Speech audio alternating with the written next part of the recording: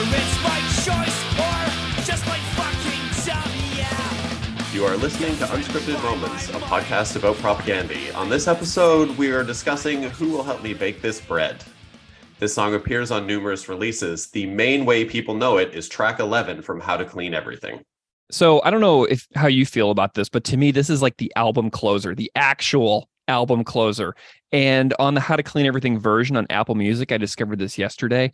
If you go to the version without bonus tracks, Who Will Help Me Bake This Bread is the closer, and I Want You to Want Me isn't even included. So not the reissue from 2013 digital version, but if you go to the digital version on Apple Music, that is just the original version of this record, the I Want You to Want Me cover is not included, which I found to be interesting. So this to me is the actual album closer. So I found a review in 2006 from Sputnik Music that says, quote, closing the album is the track most reminiscent of today's more disheartened propaganda. Who will help me bake this bread? It is a borderline desperate plea for people to actually utilize the independent mind they were born with. This message brought to you by one of the best songs on the album. So to me, here we have the true album closer along with Refusing to Be a Man, Purina Hall of Fame, Iteration, Last Will and Testament, Duplicate Keys of Caro, and Adventures in Zoochosis. So we're going to have a chat about this song today. I'm really excited that we're here, and you may have noticed a new voice. So Steve Foster, what is going on? What is happening? It's awesome to finally be doing this. I am so excited, Steve. This is going to be a delightful way to spend our Sunday morning here in mid-February. So, Steve, why don't you go ahead and introduce yourself a little bit to the listeners out there so they know who you are, because you're gonna hang with me here for a bit, and I just want people to have a chance to know you. Sure. So I'm based in Hamilton, so all of my propaganda experience is Canadian propaganda experience. I've been involved in music in one way or another for 25, almost 30 years, whether it's playing to bands, helping put on shows, that kind of stuff. My first experience with propaganda was when I can't pinpoint whether it was I was 16 or 17. I was in CEGEP in Montreal. And the first album I heard was Less Talk More Rock. My buddy is like Chevy, who I think will have like doing a cover on an episode coming up. Yes. He passed me Let's Talk More Rock, and it kind of like was a game changer for me at that point, because 16, 17, you're really impressionable, and it came into my life at pretty much the time it needed to come into my life to help shape kind of who I am today. Mm-hmm. And like at the same time that I discovered Let's Talk More Rock, I also kind of got into Gomorrah Season Ends at the same time. So like if I had to pick like the two albums that kind of shaped where I am today, it's Let's Talk More Rock and Gomorrah Season Ends by Earth Crisis. Amazing. Very cool. Well, and you grew up in Montreal, but now you're Ontario based, right? Yeah, I'm based in Hamilton now. I had about 4 years I actually lived in Ottawa at the early 2000s, which is actually where I first saw propaganda live. It was in 2001 in Ottawa at Barrymore's on the Today's Empires tour. Oh, nice. So you've got a history of seeing, I always like to point out the different eras with people to see them live. So you saw the Todd Trio era, and then have you seen them more times throughout your life than just that first time? I've seen them more times, but oddly enough, so I actually shot Sean Scallon, who is the promoter for a large number of propaganda shows in Canada. Yeah, I got to meet Sean. Sean is an awesome dude. Yeah, he's great. So I actually reached out and I said, hey, Sean, like, is there anything memorable about that night from you as like a promoter standpoint? And he replied something that was awesome. So one thing I would like to mention is that Buried Inside from Ottawa opened that. And if everyone listening to this hasn't checked out Buried Inside, I would highly recommend checking out that Ottawa band. Sweet.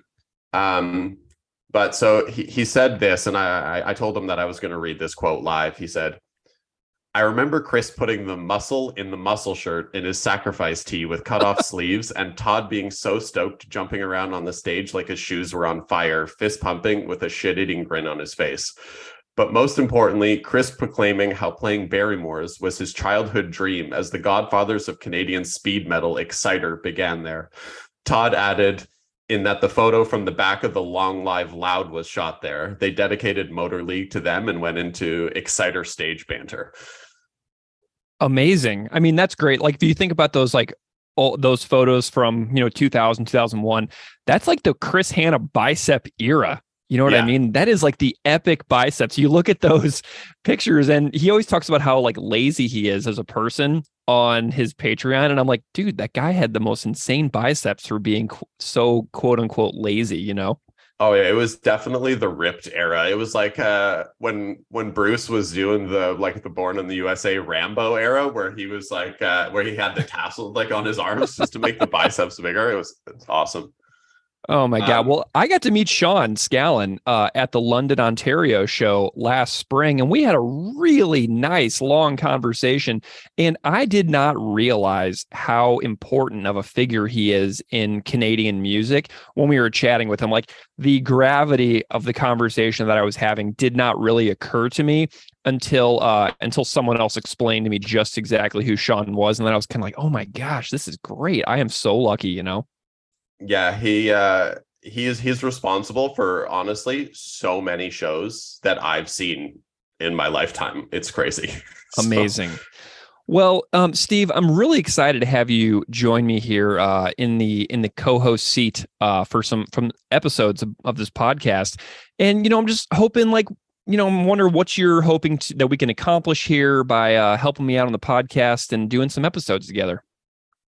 And it was one of those things where, like, I got obviously into the podcast during peak COVID, kind of, and the thing that kind of interested me, even I'd say more so than like the quality of the episodes and everything, is just the awesome community that surrounds this podcast, and like the interactions on Twitter and everything like that. And I thought, like, I want to be a part of this. I want to be able to contribute to it in a meaning way and just be, a contributing member of this community. And that's kind of where I'm feeling with it. And, like, we've hung out a bunch and we've gone to a few shows, and it's I've just got nothing but great feelings with everything surrounding this podcast.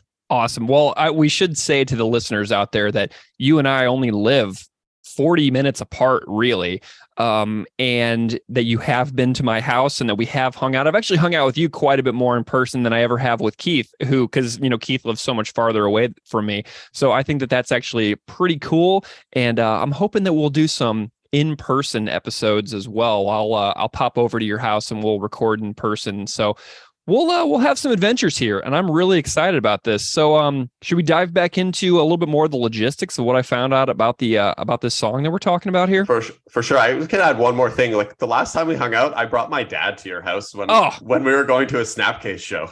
Dude, that was great. It was so cool to meet your dad, and having you guys over at my house is just a pleasure. So it's lovely to have met basically your family. I love it. It's great. Yeah. So we're going to talk about Who Will Help Me Bake This Bread.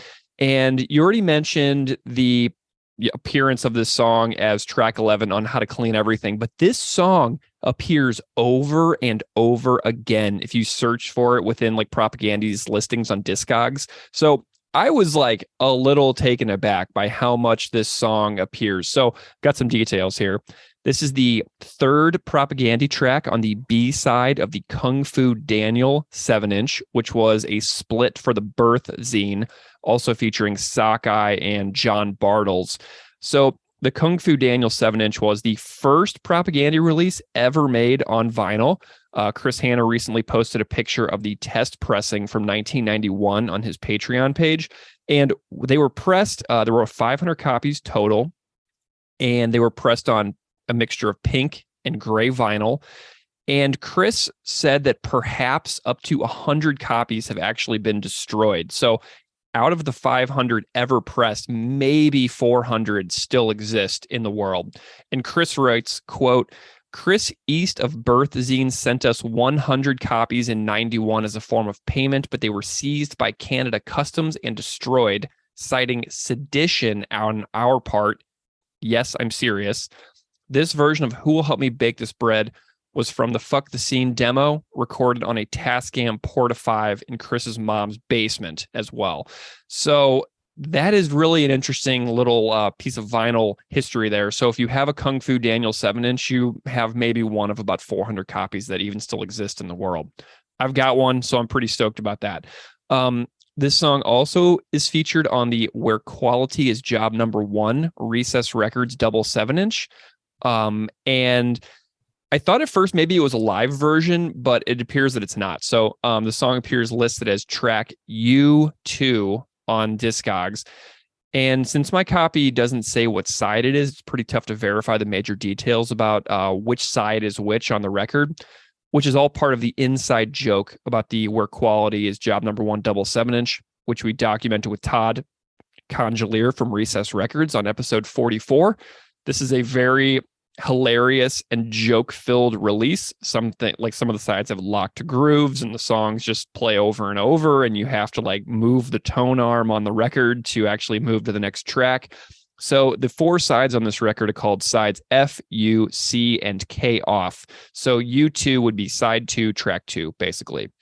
And I wrote to Chris, and he confirmed the version on the Quality is Job 1 7-inch was recorded in his mom's basement. So here's a little bit of a clip of what that version from the Quality 7-inch sounds like.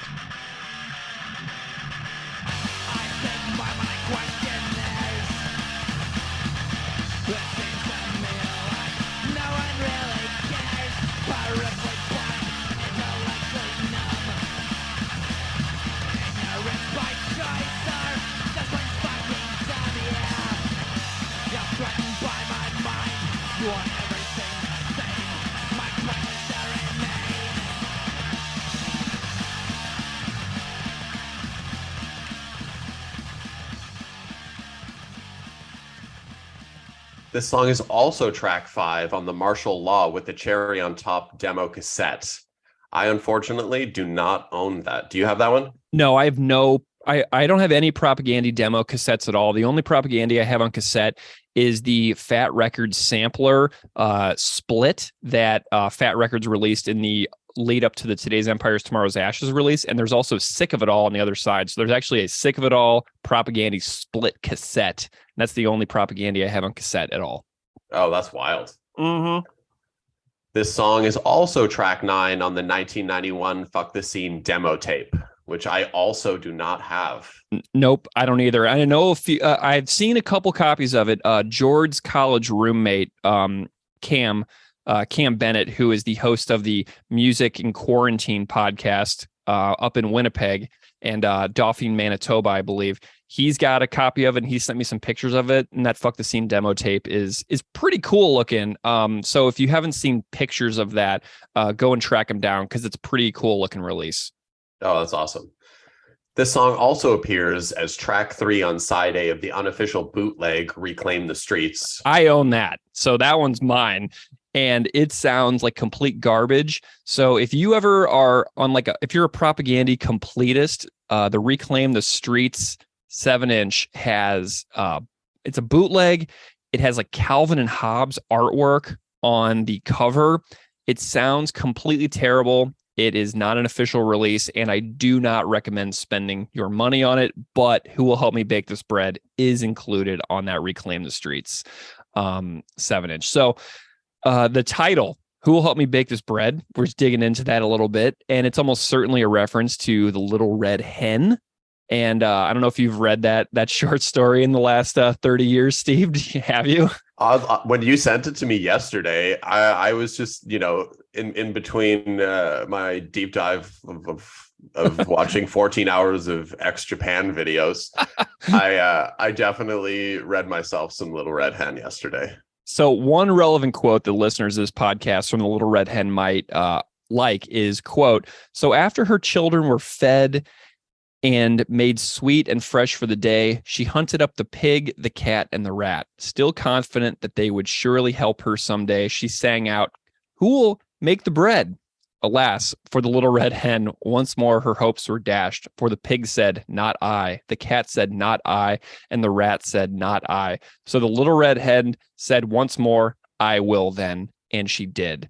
So after my hypothesizing on past episodes where I felt completely certain of things that I was saying and was proven later to be completely wrong, the Tartuffe episode, I will hedge my bets about the possible coincidence of the Little Red Hen, but I feel pretty good about connecting that passage from the Little Red Hen into Who Will Help Me Bake This Bread. So just a couple of logistics before we get into the conversation and the cover here. We have featured this song 2 times in the past. The first was a conversation with Ryan Onan, who is an actor that people out there might recognize from TV shows like Queen of the South and Big Sky. Ryan was on the podcast on April 15th, 2022. And one of the songs we talked about was Who Will Help Me Bake This Bread? And it was a great chat. And the other was Josh Kemble from the band Dogwood, who appeared on the podcast on July 10th, 2022. And both of those conversations with Ryan and Josh are fantastic. We talked about 4 songs each in both of those episodes.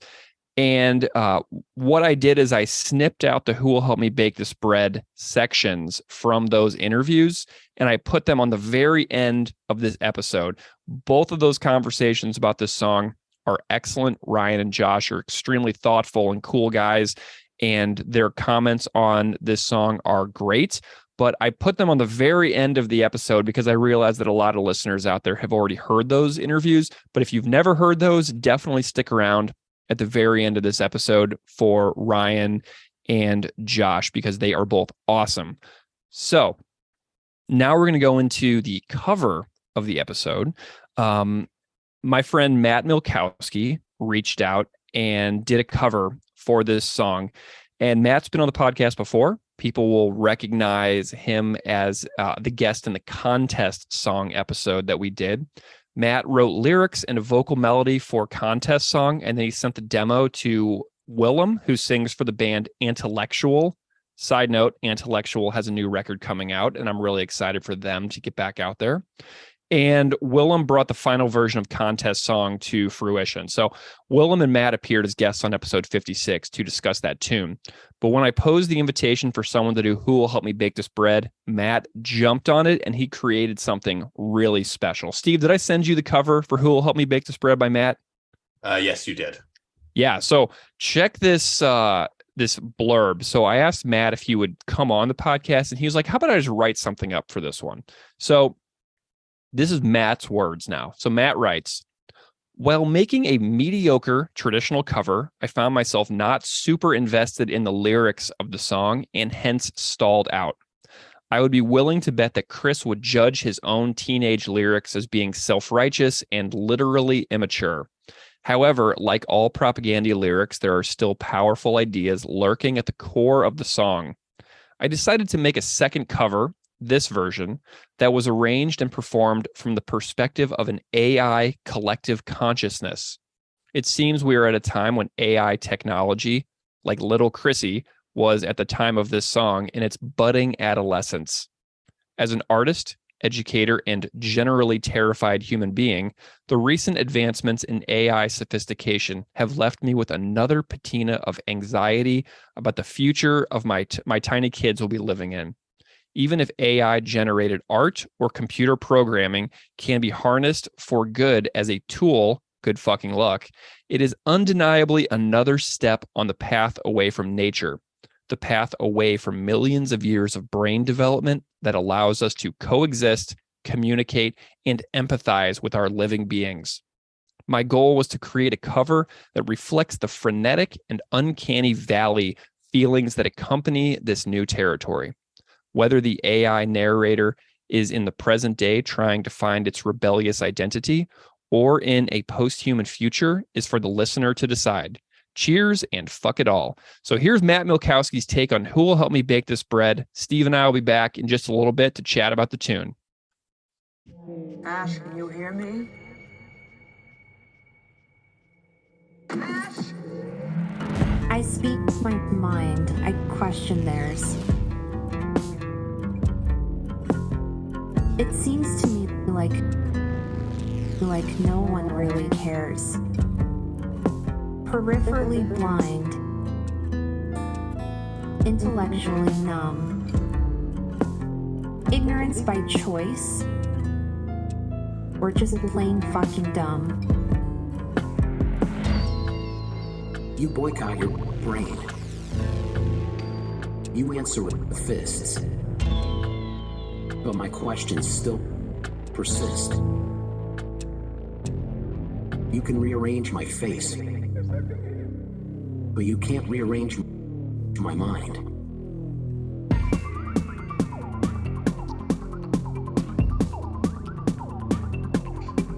You can beat the shell about me, but you can't touch what's inside. My mind's purity. Evolve. Perfect.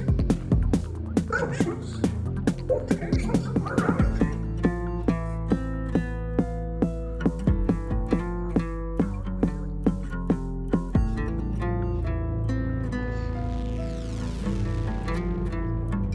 So now, who will help me bake this bread? Who will be the first to speak and leave complacency for dead? I've done all that I can on my own. But stagnant minds persist to squeeze blood from this stone. But I won't bleed for you.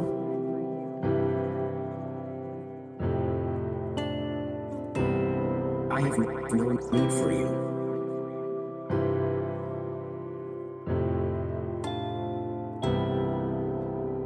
Bleed for you.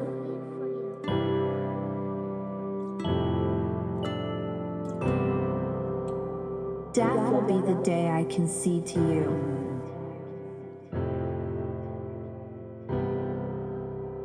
Death will be the day I concede to you.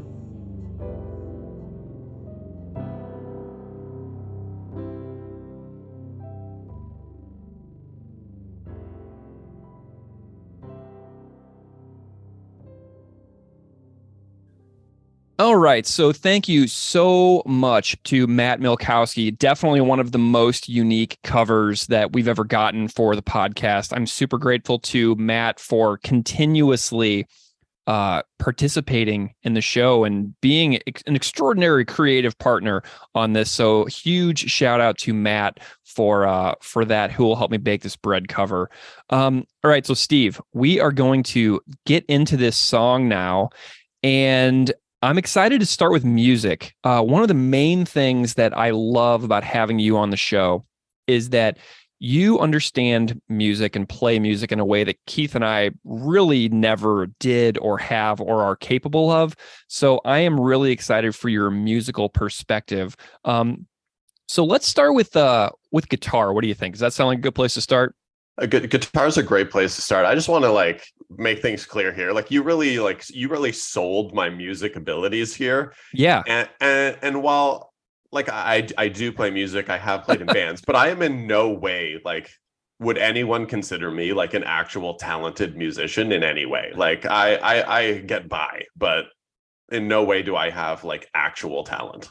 Well, Steve, I see behind you in our video here that you have guitars actually mounted and hung on your walls, which is I have guitar mounts in my house that are in the package and guitars in cases. So you are a level beyond me as far as your guitar playing and your musical understanding and your ability to actually organize your instruments. So we're just going to go ahead and say that you're the new guitar resident authority here at this podcast. So I'm super excited. But we were chatting about the riffs in this song, and I was like, are there 3 riffs? Are there 4 riffs?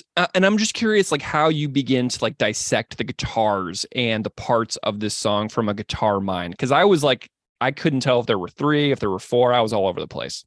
So there's actually 5 different parts to this song, but it's kind of hard to make it out because 3 of the 5 are just variations of each other. So the whole first part of the riff will be the same, but then he'll just change the way he finishes the riff in each of the parts. So, and obviously like if Chris hears this, he's gonna be like, this bozo obviously knows not what he's talking about right now, but I'm gonna do my best here. But yeah, so it's kind of 5 parts that repeat at different variations throughout the song.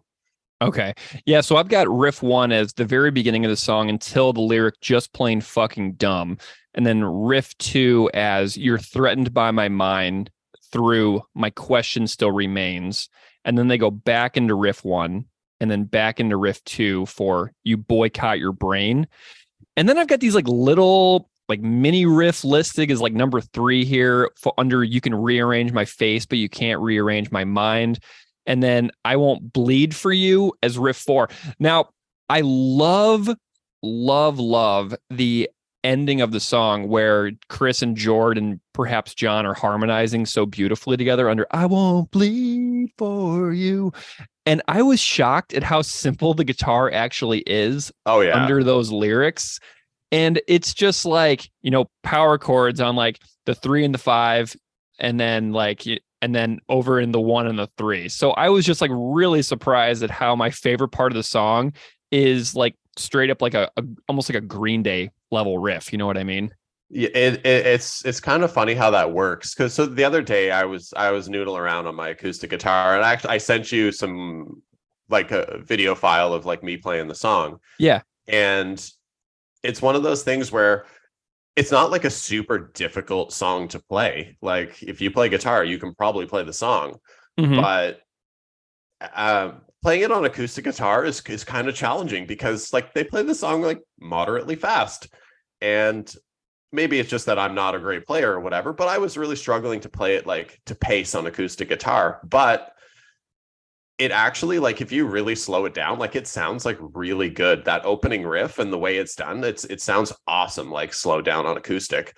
But the way, because you're at the end of the first riff, you're kind of stretching from frets 2 to 6 or to 3 to 6 and then 2 to 5. Like your fingers are stretched out like pretty decently. So by the time you get to the harmony parts and the power chords, like you're feeling pretty good about like giving your hands a little rest at that point from all that stretching. Nice. I like it. Did you happen to notice anything about the bass at all? I wasn't really able to discern anything super special about the bass that I felt was anything beyond my musical appreciation could really grasp. But it seemed just pretty straight to me. It seems pretty straight. As also, we could talk about like the actual recording for a second here. Like the bass, I find, at least on the versions of the song that I've been listening to, the bass is very lower in the mix.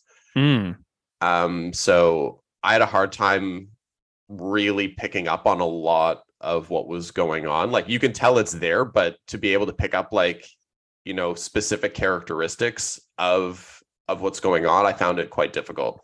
Did you compare at all? Like, do you have any thoughts on the differences, the sound of the original version of the record compared to the 2013 reissue? Are there any like major sounds or that jump out at you whenever you compare the different versions of the tune from the record?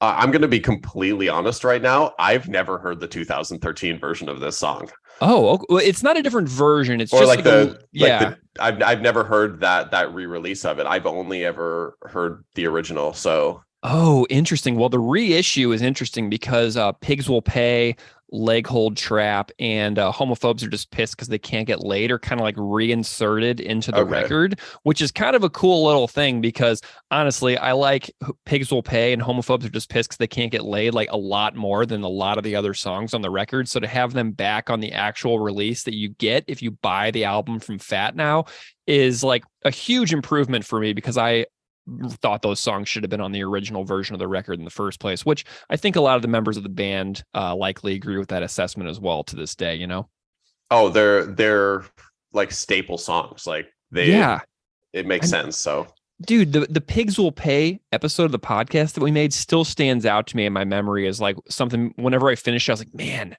that was special. Like I felt so great about that particular episode, but it's because of what that song kind of brought out in my thinking during the process of making it. So anyway, so if you go back and listen to the reissue, Pigs Will Pay is back on the record, and that makes me super happy.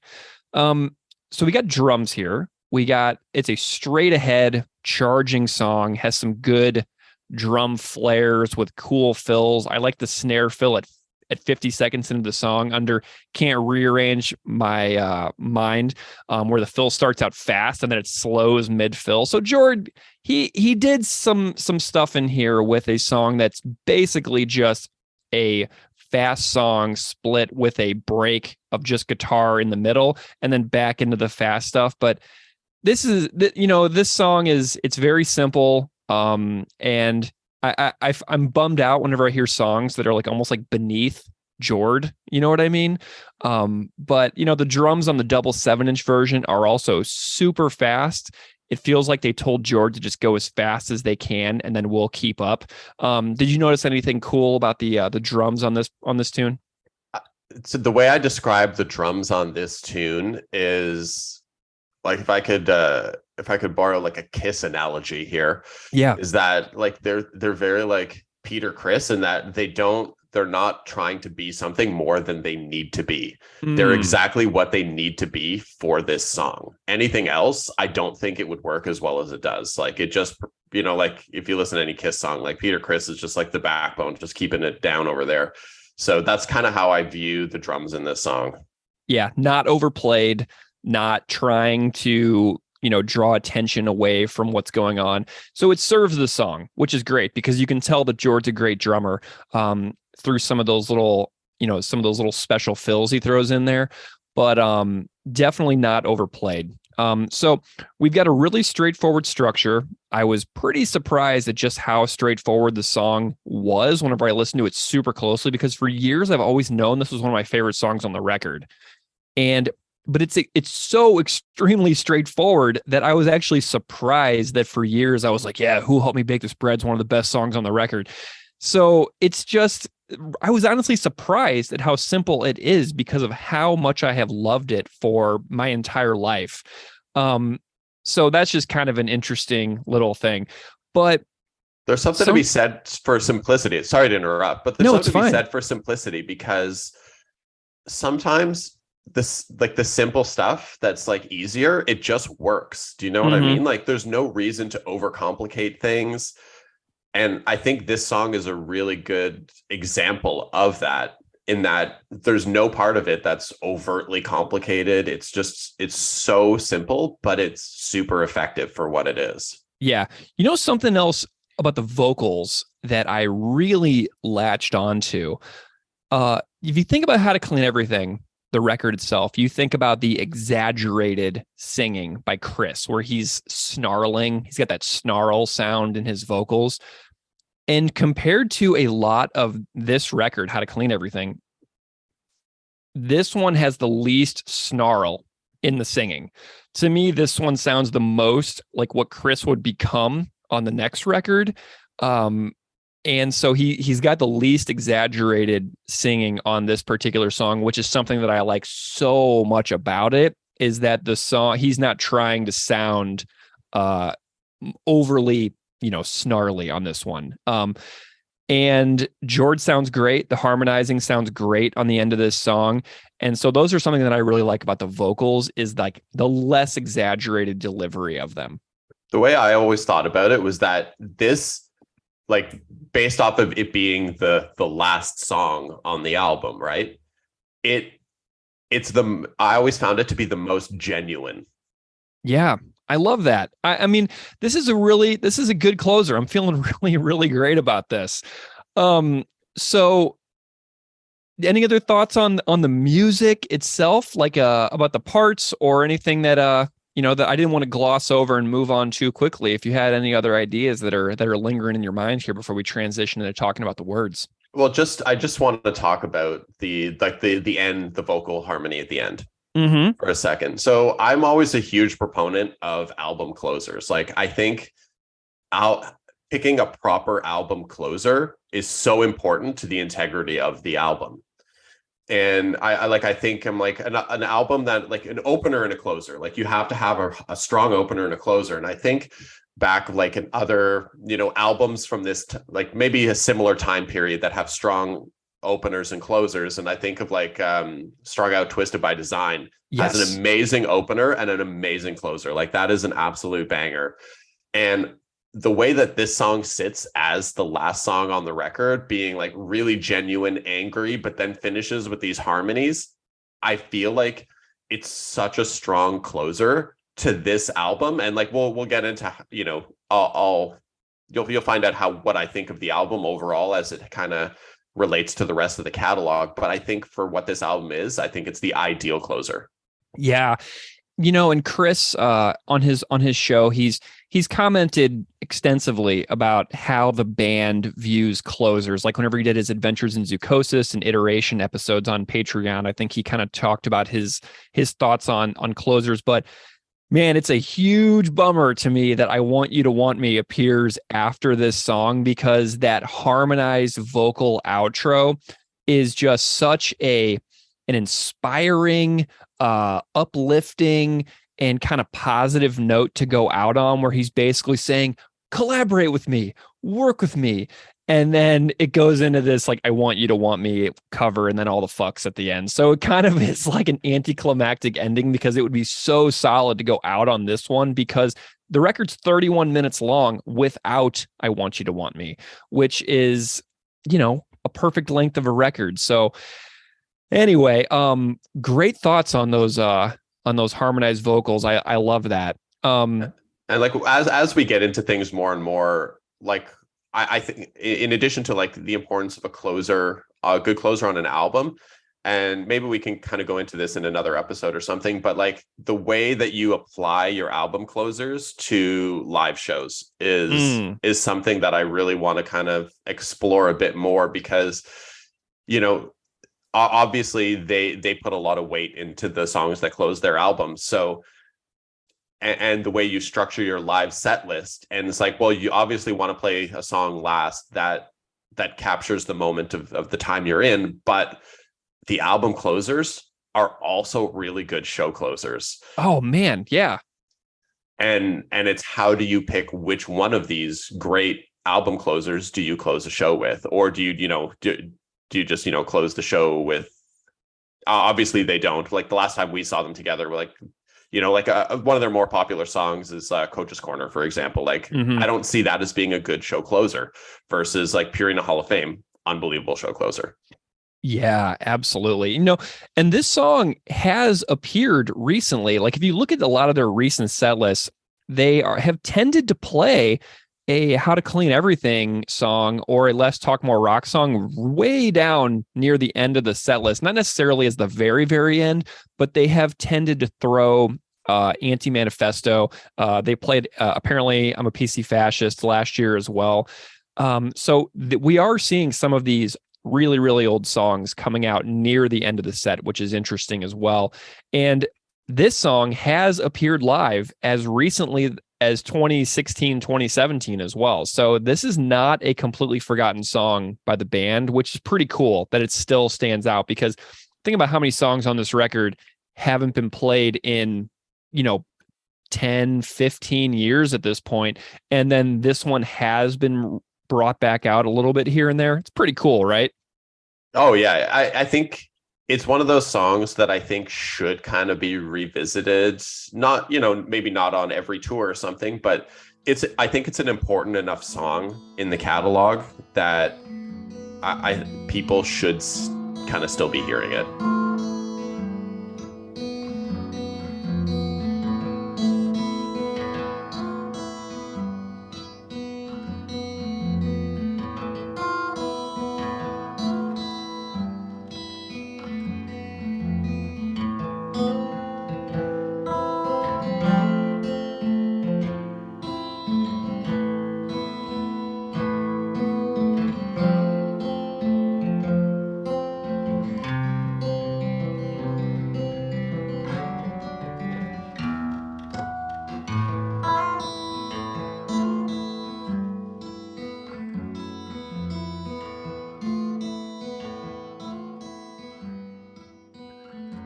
All right, we are back. That little acoustic transition right there that you just heard was recorded by friend of the podcast, Ray Ream. So, Ray, thank you so much for the acoustic jam of the riff to Who Will Help Me Bake This Bread. It's great to have your playing on the podcast, Ray. So, thank you so much for doing that.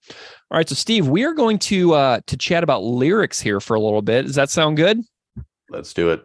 All right, so we got this opening line. I speak my mind, I question theirs. It seems to me like no one really cares. So I'm reading this in a completely different way at 39 than I obviously would have if I was like 19 or like 23 or in an extremely idealistic period in my life, because caring is so hard, man. Like it's I will openly own the fact that I used to be way more informed than I am currently about the world. I'm in a funk, like a current events funk. And I watched a documentary the other day about the first year of the Biden presidency on HBO. And like while I was watching it, I was like embarrassed and like filled with shame at how little I knew. So whenever I read this lyric, it seems like no one really cares. I was like, oh my gosh, it feels like he's talking about me. And like my emotional overload from like a divorce, buying and selling houses, moving numerous times, being a parent, paying bills, trying to maintain a relationship with my family who lives super far away, 2 podcasts, 2 jobs. It just sort of turned me like into like almost like this uncaring automaton a little bit about the world.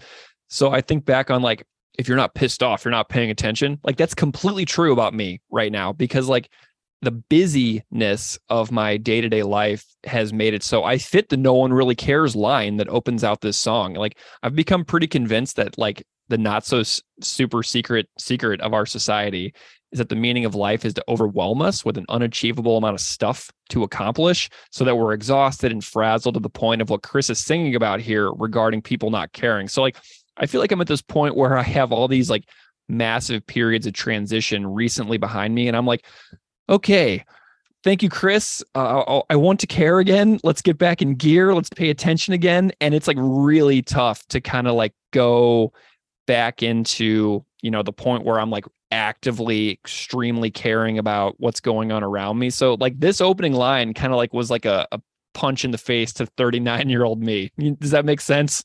Oh, it makes sense. It's kind of interesting because I think we see that opening line completely opposite of each other. And not that we, you know, I think it's partly because we're both at very different places right now in terms of like experiences. And, you know, you're saying you're at a point where you're on automation, kind of things like that, where I found myself within, I want to say the last 10 years, like constantly actively seeking out information and constantly reading things. And like, if you look at like the types of books that I generally read, like I don't really read fiction books. I'm like generally reading like textbooks or political books. Like I'm reading a book about political masculinity right now. Like, oh, interesting. Like these are the things that I just read for fun. So, but that never happened at any point in my life. Like this is more of like a newer part. Like I'm turning 43 in June. So I've kind of in this latter part of my life really taken to, you know, being more informed and learning. And I don't really have anything that impedes me from doing this. Yeah. You know, and I think that for me, it's since when we first started this podcast, I was in like information, like consumption overdrive, you know what I mean? And then so much has happened in the past 12 months of my life that I feel like I'm in a temporary like nadir in my information consumption. And I'm getting back into the world of reading. Like I just finished The Shallows, What the Internet is Doing to Our Brains by Nicholas Carr. And I just finished the latest John Darnielle novel, Devil House. So I'm getting back into the swing of things. I'm trying, but it's like this opening lyric, man. It was like, okay, Greg, it's time to care again. You've been through a lot. and that's great, and it's important to recover, but it's time to get back into the swing of things as far as like your intellectual life. So this has been a nice little wake up call, and I appreciate that you're in that spot because I'm super happy for you. It's kind of funny because when I was reflecting, I think of, okay, what does this line mean to me now versus what it meant to me when I first heard it when I was 16 or 17, right? Yeah. And I think back, to what I was like back then, and I'm like, man, I didn't even have the ability to really understand and feel what this meant. Like I was just like a 16-year-old jabroni just listening to punk rock doing my thing. Like I wasn't. But now, like that, I can reflect on things, and like I don't know if I was really ready for it at the time.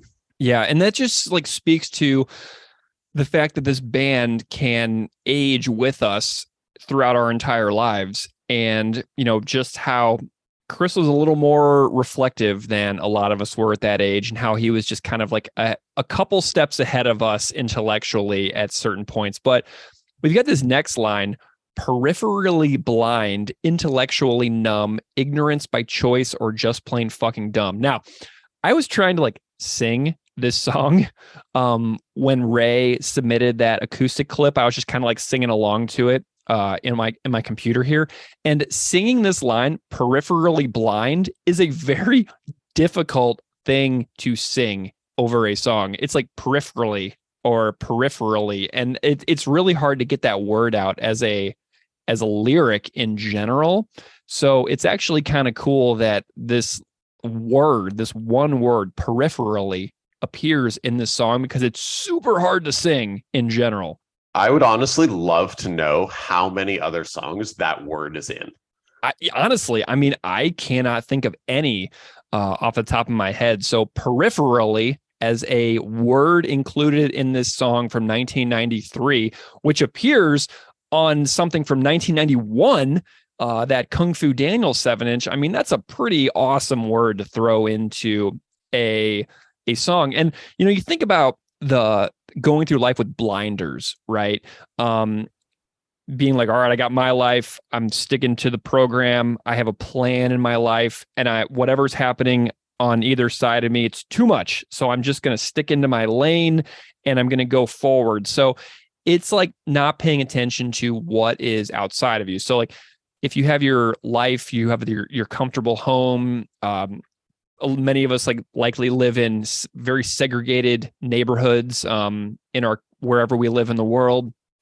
And if you don't, that's amazing. But I grew up in a totally segregated place in the United States. And so I went through this life, like this peripheral blindness of like what is going on either sides of me. So it's like being able to have the self-awareness to take down those barriers and pay attention to what is going on in every facet of society instead of just your one thing. It's a conscious choice that people have to make. You have to decide to pay attention to the imperfections in our society. So I resonate a lot with this particular line. And the ignorance by choice thing is really kind of another little, jab at me, because I frequently half joke about how I feel like I'm getting dumber and dumber as I get older instead of smarter. I don't really know if I believe that, but I definitely have concentration issues that have prevented me from reading deeply in the last couple of years. And so this is something that I struggle with a lot for a lot of reasons that I've noted elsewhere on the podcast and in this conversation. But I think that I've definitely have succumbed to the deluge of information in the world and then kind of sort of shut down a little bit. And I found myself like doing not productive things, like, just sitting around like playing a game for too long. And then you look up and 2 hours have passed by. So I could have, read 75 pages of my book in the amount of time that I've wasted like just reading garbage on Reddit or like playing a game on my phone. So the ignorance by choice line is something that I'm kind of feeling a lot. So do you have any thoughts on this particular line itself? I love the line, and it's something that resonates with me because I like I said, we have such a different kind of experience, right, in terms of our current situation. Yeah. In that I resonate with this because I see so many people in my life and just kind of, you based on your interactions on Twitter or whoever, like, people and you see that, like, man, like you know this, like you're like, I know better than what's happening, but it's like, you can tell that they're just so overwhelmed with life that sometimes it's just easier to choose to not care or not be involved. And to me, that, like, someone where I'm at, I'm like, how can I afford, my thought process is, how can I afford to not care and to not be involved? But I totally understand, like when I have like a really tough day at work or something's happening, like it is hard to kind of to just to be there for that kind of stuff. And I struggle a lot with actually taking the time to not immerse myself in that. And because I'm kind of always seeking out information and wanting to know better, I find it hard to shut that part of me off. And that's something I struggle with, and it's something I'm working on. But so that's why I resonate with this, because to me, it just makes me angry that people are choosing to not care. But I get, at the same time, I also get it, because man, life is hard. Like, stuff is expensive. Like it's hard to live, man.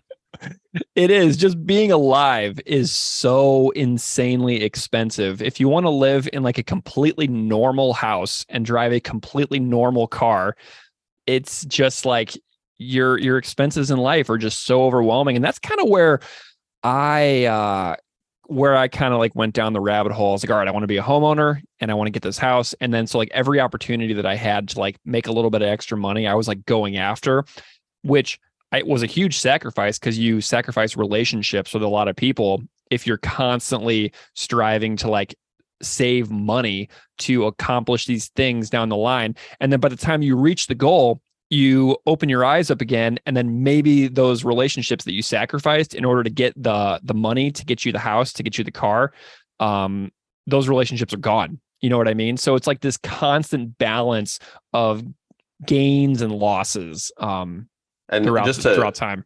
Just to touch on that for a second, it's like that there seems to be this resurgence in whatever, how people refer to second jobs as side hustles right now. Mm-hmm. And the only reason that these exist is because people are underpaid at their actual jobs. Like, calling it a side hustle doesn't make it's like it's just such a way of glorifying that society is broken. And it's a euphemism. We're trying to like enamor society with like, oh, here's a good side hustle. Like, you go on like adult TikTok, Instagram or whatever, and you see these videos of people like, oh, here's a side hustle where you can make, an extra $1,000 a month. And it's like, yeah, like I understand that stuff exists, and if you want to do it, but like, have we reached the point where we just constantly have to be working to be able to live? I know, it's like, it's so euphemistic to normalize that. Like, if you think about like euphemisms in general, like they passed away versus they died. Do you know what I mean? Yeah. Side hustle versus you have to have this many jobs in order to get by if you want to have a totally normal life. And so it's just one of these ways of like glossing over the major issues that our society faces in a foundational way. Yeah, like if we go back to like make an Office reference here. Do you remember the episode where Michael gets the job at the call center? Yes, I do. Like, is anyone going to consider that a side hustle? Interesting. Yeah, and he's like the boss too. Like, no one would ever in a million years, like at the time period if that came out, like knowing the show, they're not like, oh, Michael's got a side hustle. Like, no, Michael has a second job. Yeah. And like, whether, you're like doing affiliate marketing or whatever you're doing, like it's a second job. Like, we can call it a side hustle all we want, but like society almost dictates that people have to work two jobs to be able to live a basic life now. I 100% fit that. I mean, I've got two jobs for sure. And then also kind of like, I'm constantly thinking about like, is there a way that I can make my other podcasts like a little bit more of a side hustle? Is there a way I can like rent out a room in my house and do a little like Airbnb? So it's this endless cycle, this treadmill that we're on as a society. And that to me facilitates the ignorance by choice part of this particular line of this song, So the exhaustion, the purposeful exhaustion of everybody in society facilitates that ignorance by choice, because it exhausts us to the point to where, like, at the end of the day, we don't have a single brain cell functioning left in our heads in order to fight for a better world. So it makes me crazy. But then we've got this next line, Steve, which I found is really interesting. And I'll tell you why. So the sung part of the song is, "You're threatened by my mind. You want everything the same. My questions still remain." And I went to I go to the Propagandhi.com website whenever I get the lyrics for my notes on these episodes. That line is left out of the printed version on the band's website. And Matt, in his comments earlier about his cover, he was talking about, like, he said literally immature. And I'm wondering if this is what Matt was talking about. I don't want to put words in Matt's mouth here, but this line is good and interesting, but it also rings with like a sense of like superiority and ego. Like, you're the problem. You want everything like this. You are threatened by me because look at how right I am. Like, I completely understand the sentiment of how a person being faced with something that makes them uncomfortable would make them feel threatened. Such as like when a drinker offers a non-drinker a drink because it makes them feel comfortable that somebody else isn't drinking, or when someone who eats meat goes on and on to a non-meat eater about how they need to eat a certain food for whatever reason because it makes them feel self-conscious that somebody else isn't partaking, or how someone of a certain political persuasion will resort to like whataboutisms and equivocate with irrelevant retorts. But it's like, oh, look how threatening my mind is. I'm really smart. I'm special because I make this other person feel threatened. So I get the purpose of this line, but I also wonder if the band doesn't like it because it's conveniently absent on their own website where all the lyrics are published. So I'm wondering if Chris himself has sort of rethought this line and be like, I kind of sound like a little bit of a jerk here. What do you think? I think it's interesting that it's absent on the website for sure. But again, I think the way you described it is interesting because I have a lot of lived experience in both of those situations that you mentioned, because like I've been straight edge my whole life. So I can't even count the number of times where, people offer me a drink. And then when I say no, it becomes this weird conversation where so many times people are like, well, I don't drink a ton. Like I'm just, I only have a couple. I'm like, it's fine, man. Like do whatever you want. Like it's cool. Yeah. And I will, and when you're at my house sometime, I guarantee you, I will offer you a beer just like out of habit. Be like, oh, you want a beer or anything? And I guarantee you that experience will happen between you and I. It's just that I try to like make sure that I notice those moments and kind of turn in and be like, oh yeah, I forgot about that. Okay.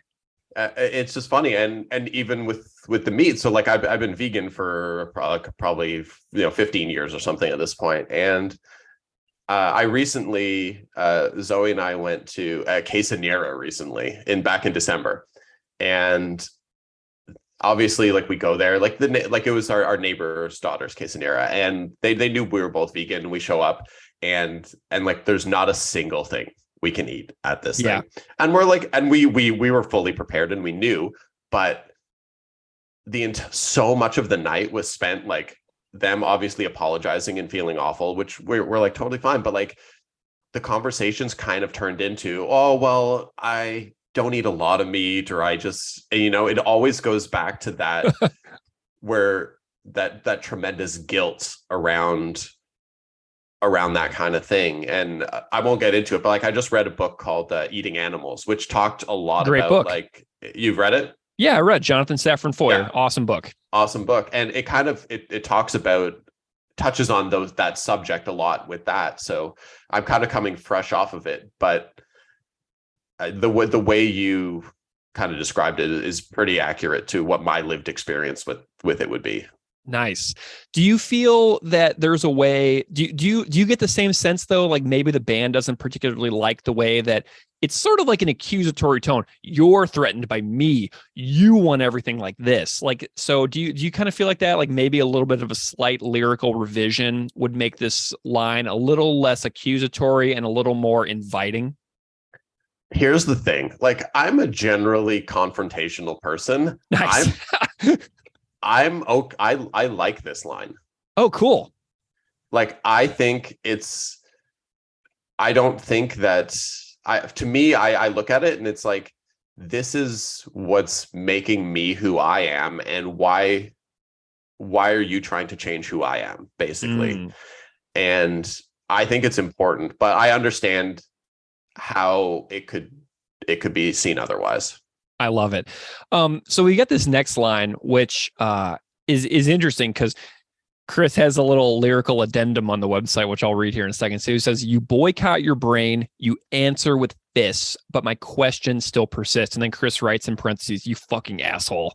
And so I love that. But this speaks to me to the massive insecurities of people who are incapable of understanding that they might be wrong about certain things and then resorting to extremely boring tactics like fights to get their interlocutor to shut up. You know what I mean? It's definitely calling out the emotionally immature folks out there who have no ability to control their own rage and just see another person who aggrieved them or wronged them, like no matter how accidental, as totally at fault. And the amount of unnecessary fights or acts of violence throughout history that have stemmed from people's own emotional lack of development is really shocking and tragic. So, and it's even worse when someone with like actual power, like a monarch or an emperor or a dictator or a president, have that same inability to not resort to the answering with fists. So it's really interesting how, because of this, like, it comes out in other ways across Propaganda's catalog as well. Like, to me, this is the type of situation that Chris was talking about years later on Victory Lap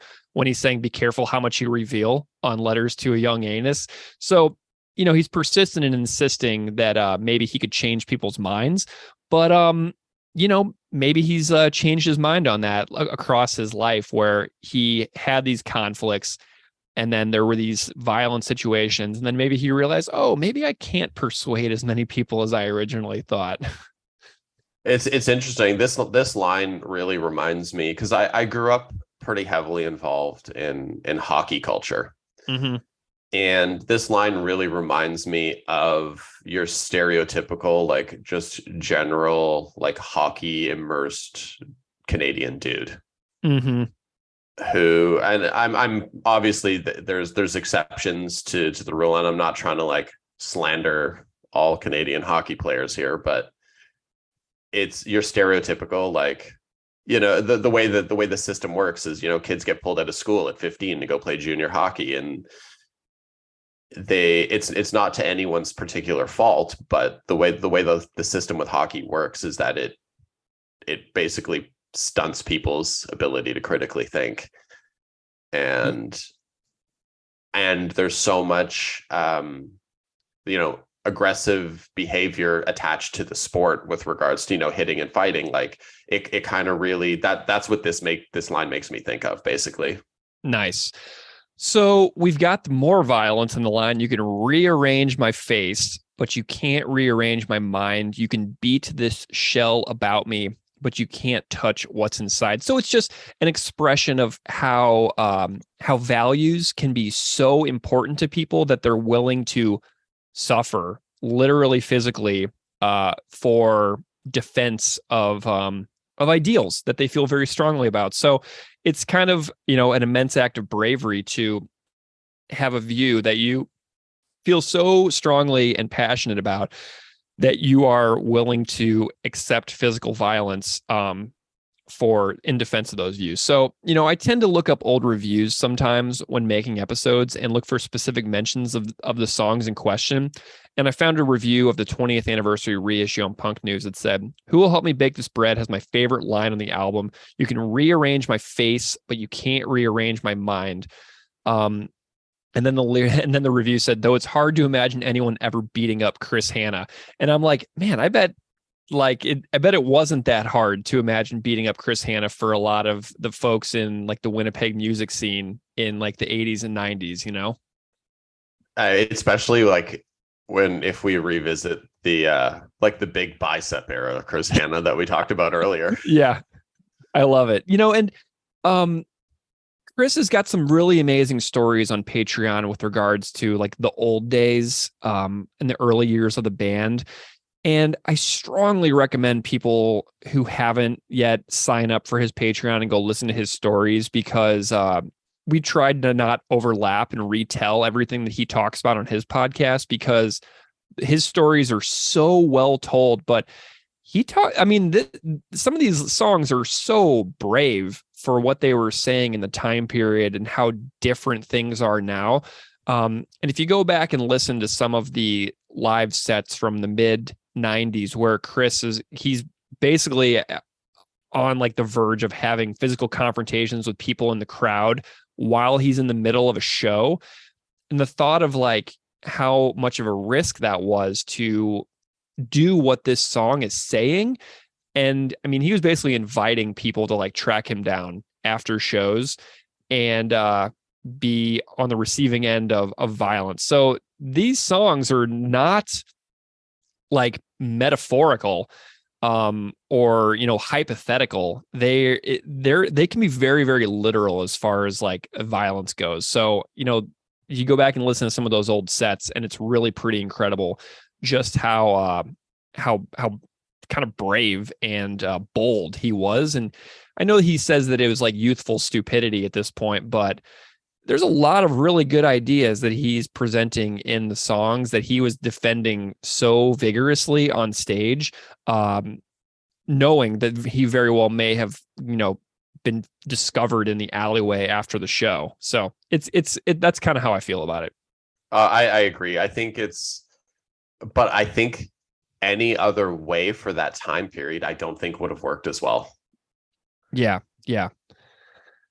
So we've got this next this line here. So here we have the conclusion, right? So we have these acts of violence throughout the song, and then we have this thing that propaganda tends to do, where it's like bleak, bleak, bleak, bleak, bleak, hope, right? So they have a very bleak message throughout a lot of the song, and then you have lines like "keep on trucking anyway" from later in their catalog. So this is kind of like that ending to give some hope.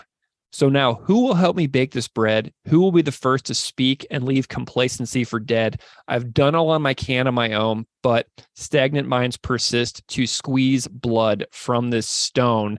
So it's the invitation for others to, purposefully seek a life of the mind, of intellectual growth, and to, even if you don't agree on everything, to join in the purposeful decision to be engaged intellectually, even when it makes you feel uncomfortable, or even when it critiques something that you've always accepted as just a norm in your own life, and assessing that a lot of our norms are extraordinarily problematic for other populations and other groups of people in our society. So it's being like, look at the truths even when they are uncomfortable for your assumed lived existence. That's kind of what this line is inviting the listener to do. This line here really. So I read a book. I'm honestly escaping on the title, but I think it was called "My Harrowing Escape from Scientology." It was by Jenna Miscavige, and this line really resonates with that, because there's a part in the book where her parents are trying to get her out of Scientology, and the way, because she was in it from when she was a child, right? So she doesn't even know anything outside of Scientology. So the way you just described it really resonates with the story told in that book. Yeah, I love stories like that within like religion as well. Like, it's such an interesting theme that you can find from within any religion. Books like that exist in like every single religion, basically. And so I love that. I love this like invitation to have other people say, I can't do this on my own. I have such big and lofty goals for society. Who else has big and lofty goals? Can you rethink your own ignorance by choice and form this new alliance with me? Like, that's what it's inviting me. That's what it's inviting listeners to do. And I just love that. And then he says, extending on the squeeze blood from the stone, but I won't bleed for you. I have no need for you. Death will be the day I concede to you. And then Chris writes on the website, as you can see, I really mean business. Poot. And I, this one is kind of like the line that maybe I like the least. Because to me, the stagnant minds persist to squeeze blood from the stone. I don't know. Maybe it would be a little bit more of an appropriate ending to end on a hopeful thing, because he like offers this sense of hope and then he immediately squashes it. But the melodies on this last line are so tight, and the way that it's sung in such an uplifting way. So it's kind of like I'm going to stick to my guns. I'm open to other people joining me.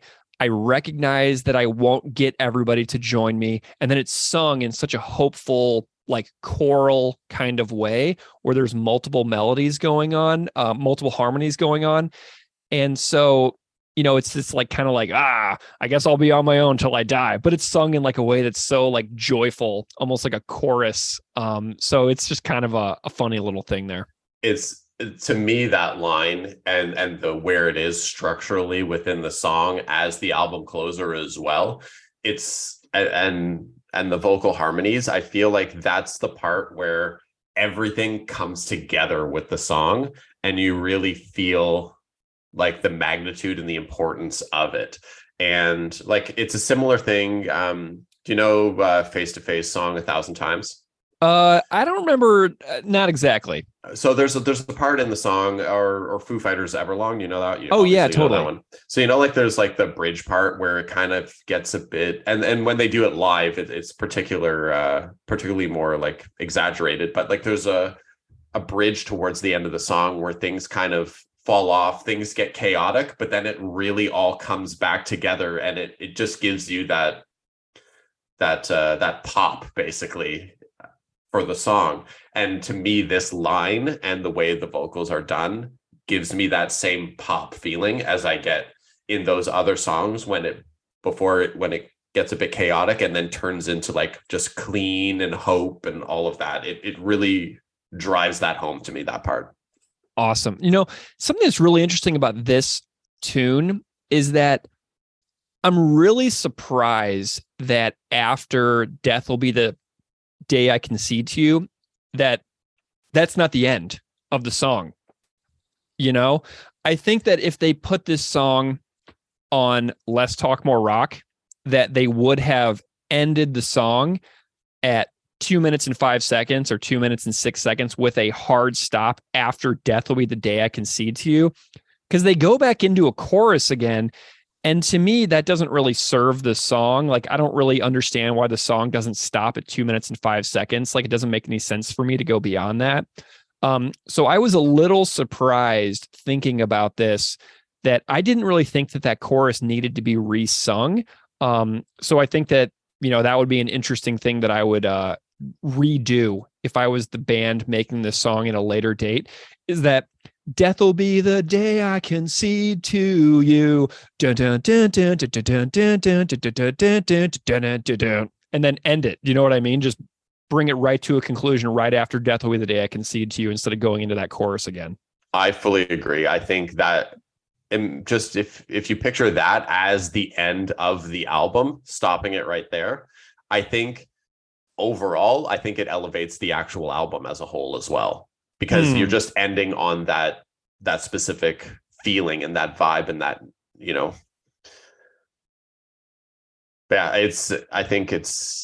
I would much prefer if it ended right there as well. So love it. Cool. I was really surprised that I kind of had that thought. I was like, wait a minute. They didn't take advantage of, to me, what is the obvious ending. So I think that the song would be a little bit more well served if they just ended it hard at 2 minutes and 5 seconds instead of continuing on to the ending that they did.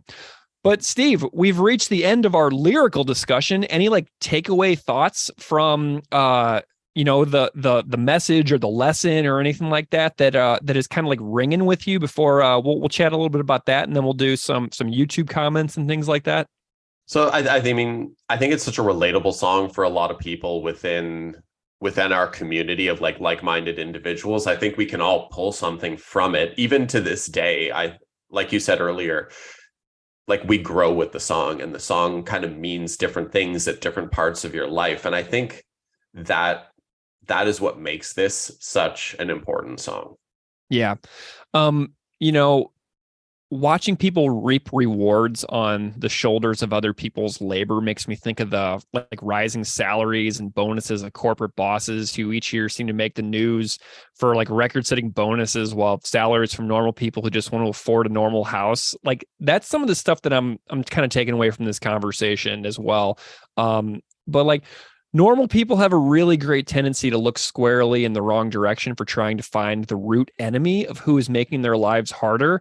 So I love that this one has like a big picture lesson of attempting to, find commonality and attempting to encourage people to continue learning, continue to broaden their own views, even if broadening your views might make you feel uncomfortable about some of your held beliefs and held assumptions throughout your life. But that's just kind of what I'm thinking about as I get to the end of this song. But I found some YouTube comments that people commented on about this tune. Someone said this is the best tune of the first album. So I would not be surprised if this was a few people out there's favorite song, which is really cool. Another one said the title is from the story of the Little Red Hen.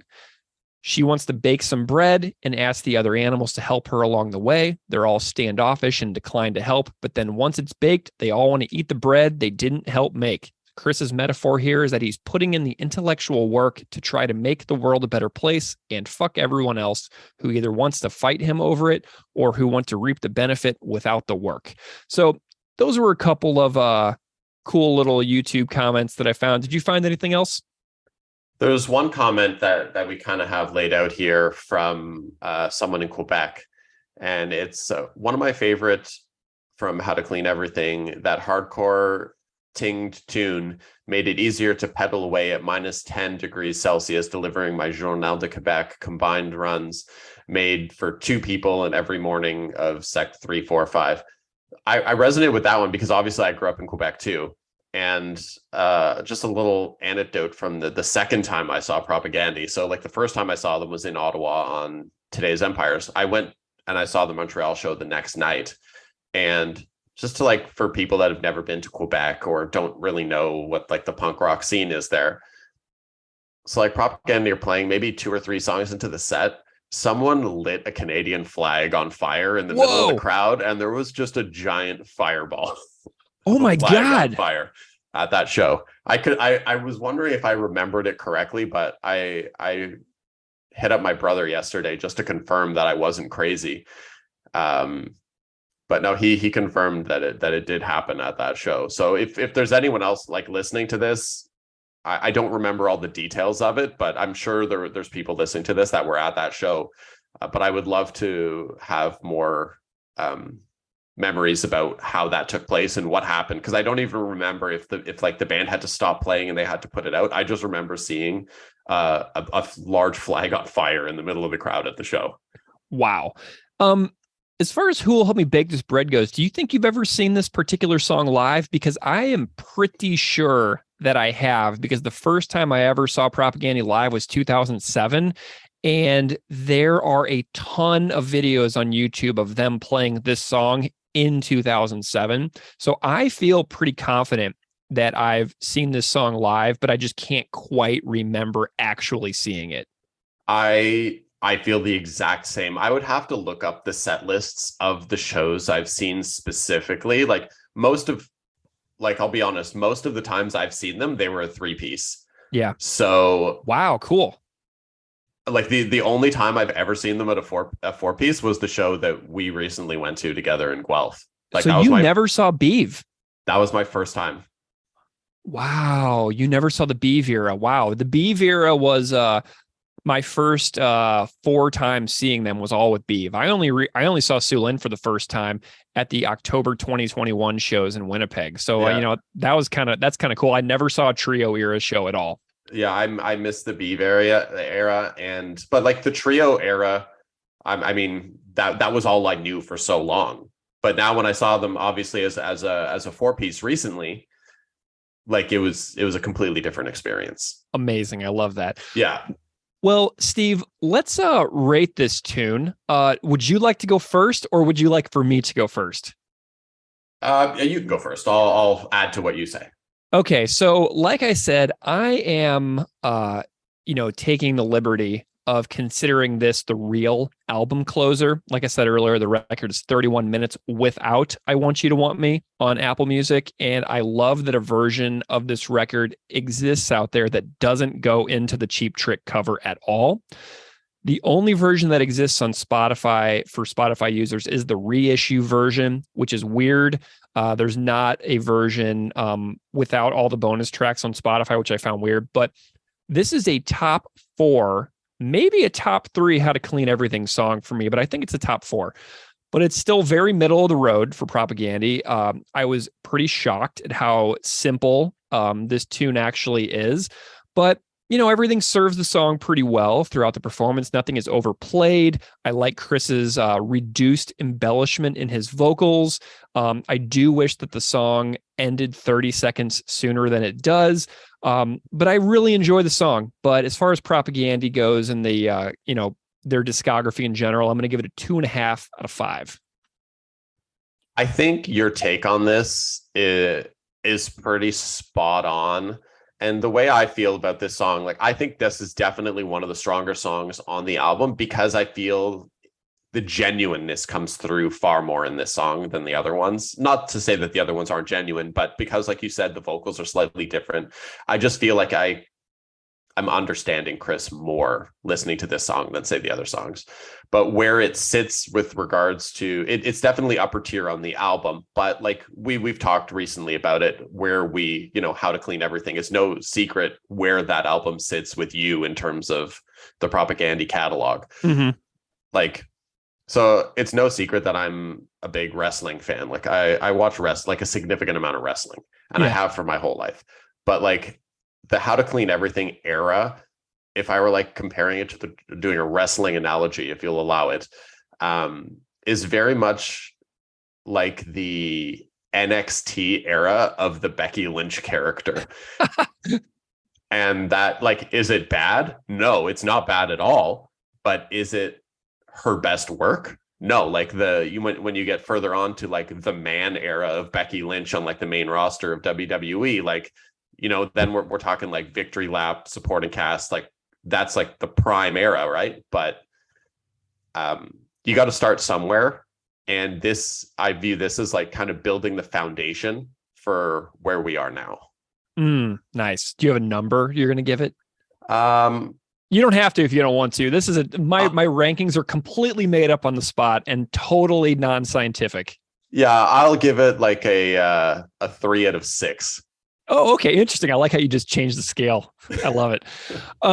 So we got a ton more to come for you in this episode, listeners out there. But Steve, it is wonderful to have you join me and hang out to chat about these songs. I love being able to do these deep dives that I haven't done in a bit. So it is wonderful to have you. I can't wait to have you back. I know that we've got some plans in the works for things like Fadala's Hearse and other stuff like Hate Myth Muscle Etiquette. So I know we've got some other ones in the works here.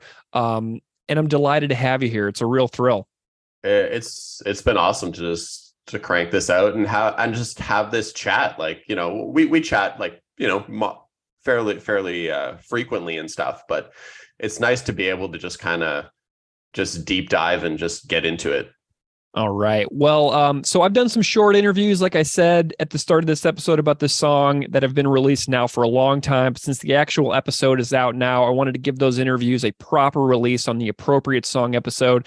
So coming up now will be my conversation with Ryan Onan. Listeners out there might recognize Ryan from numerous television series like Queen of the South, Big Sky, and Fargo.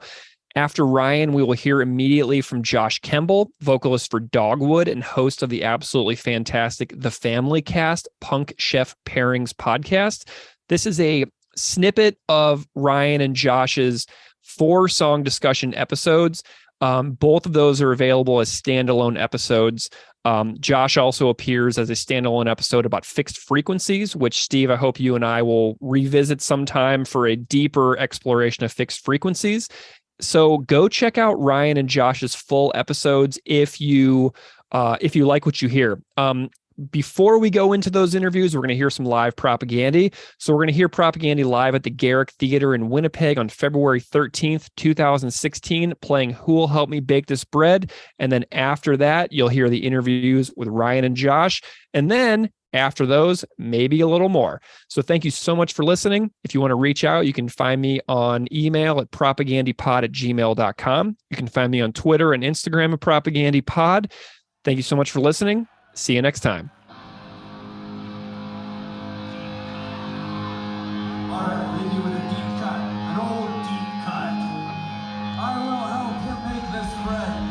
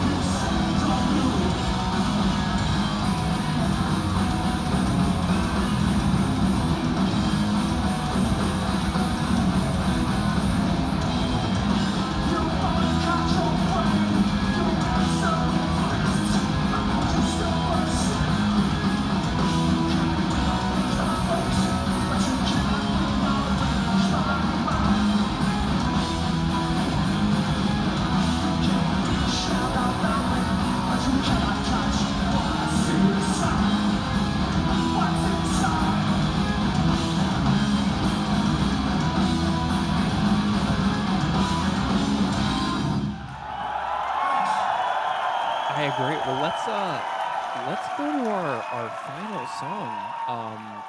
Who Will Help Me Bake This Bread? I speak my mind, I question theirs.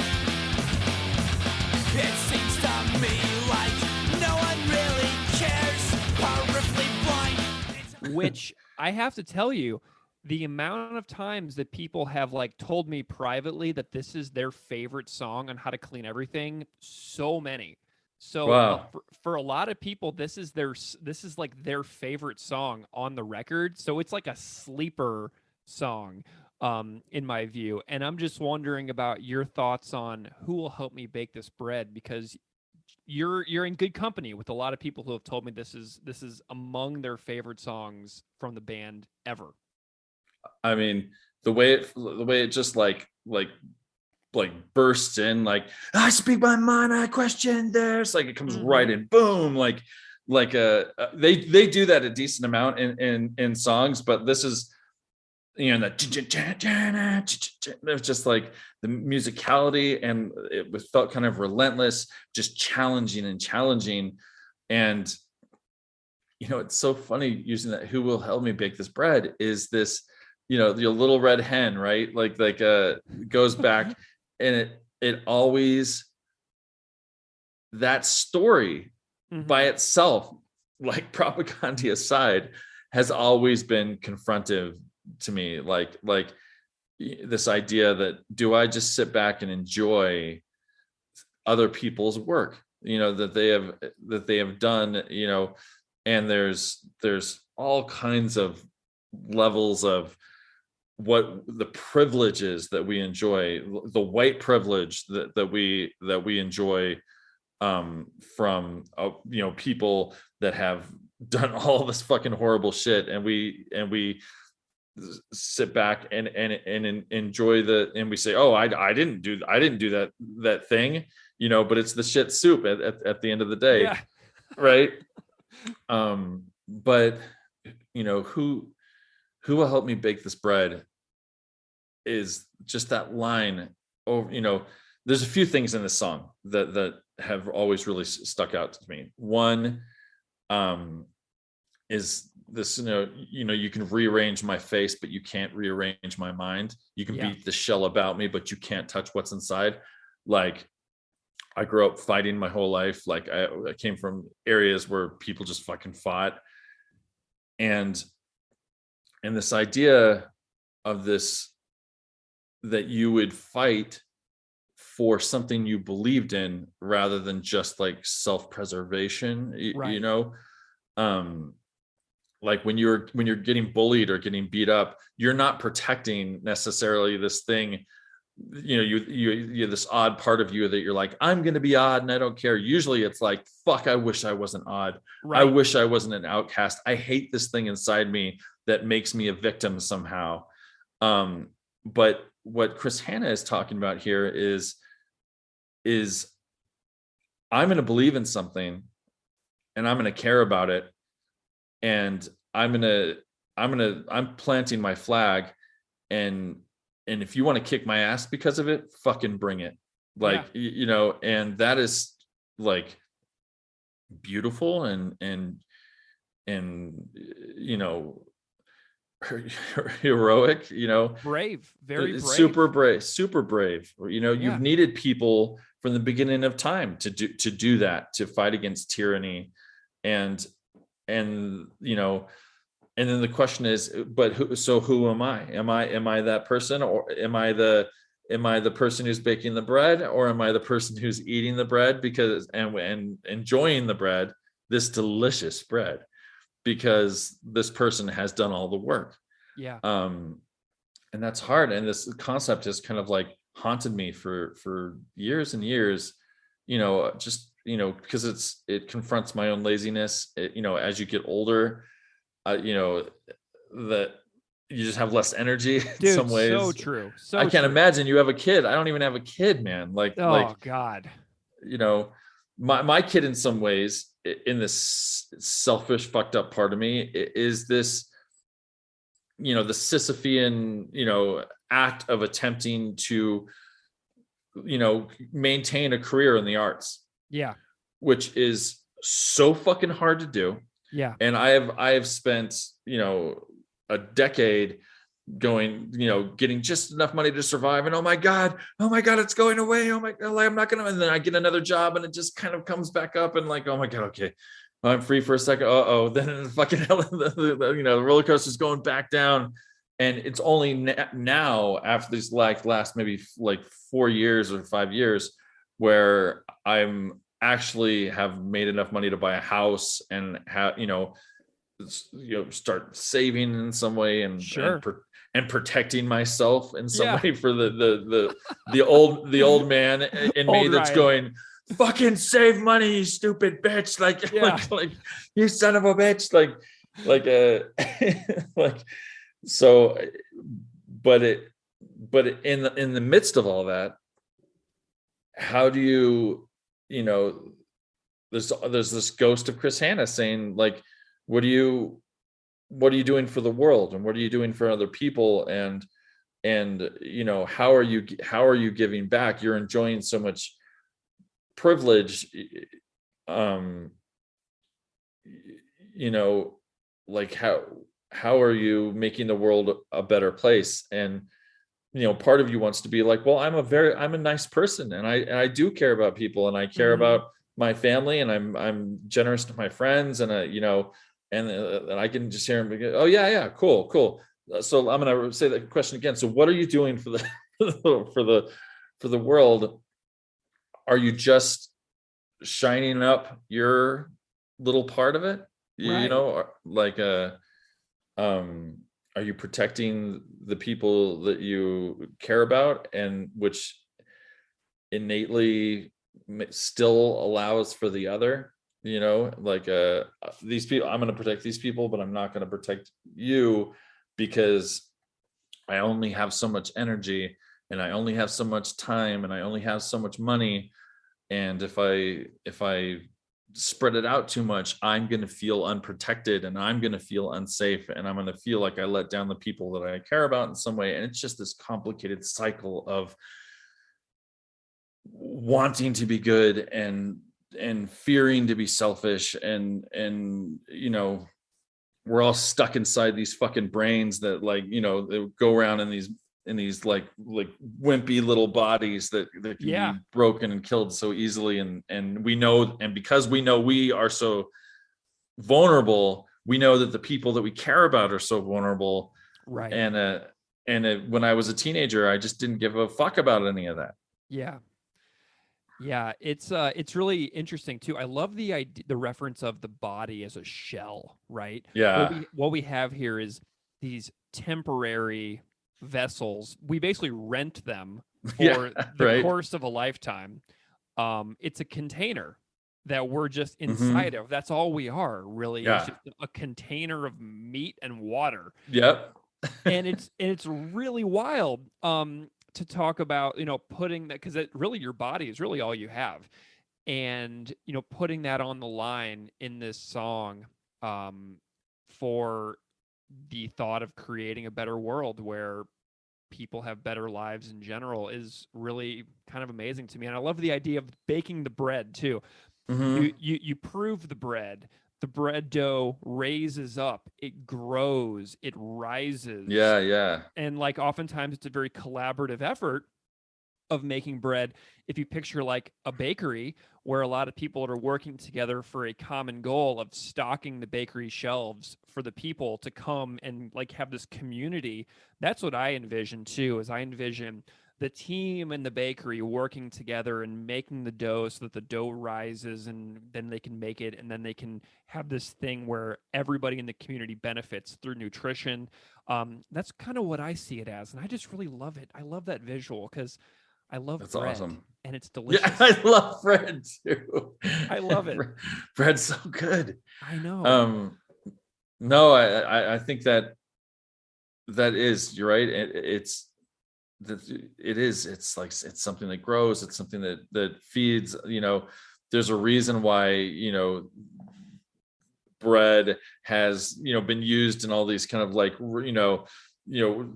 didn't Jesus make this bread for everyone, and it just kept going? Or the Jews with where they were somehow able to feed everybody with a certain amount of there's this yearning for to make something and together as a group. I feel like I really experienced that in a kind of wonderful way on set. It's 200 people coming together to make this thing together. Yeah. But within that thing, there are all these different substructures of who gets paid the most money, who gets paid the least money, who has the most power, who doesn't have any power, who's doing everything they can because they're going to make their way to the next step, then they'll have more power.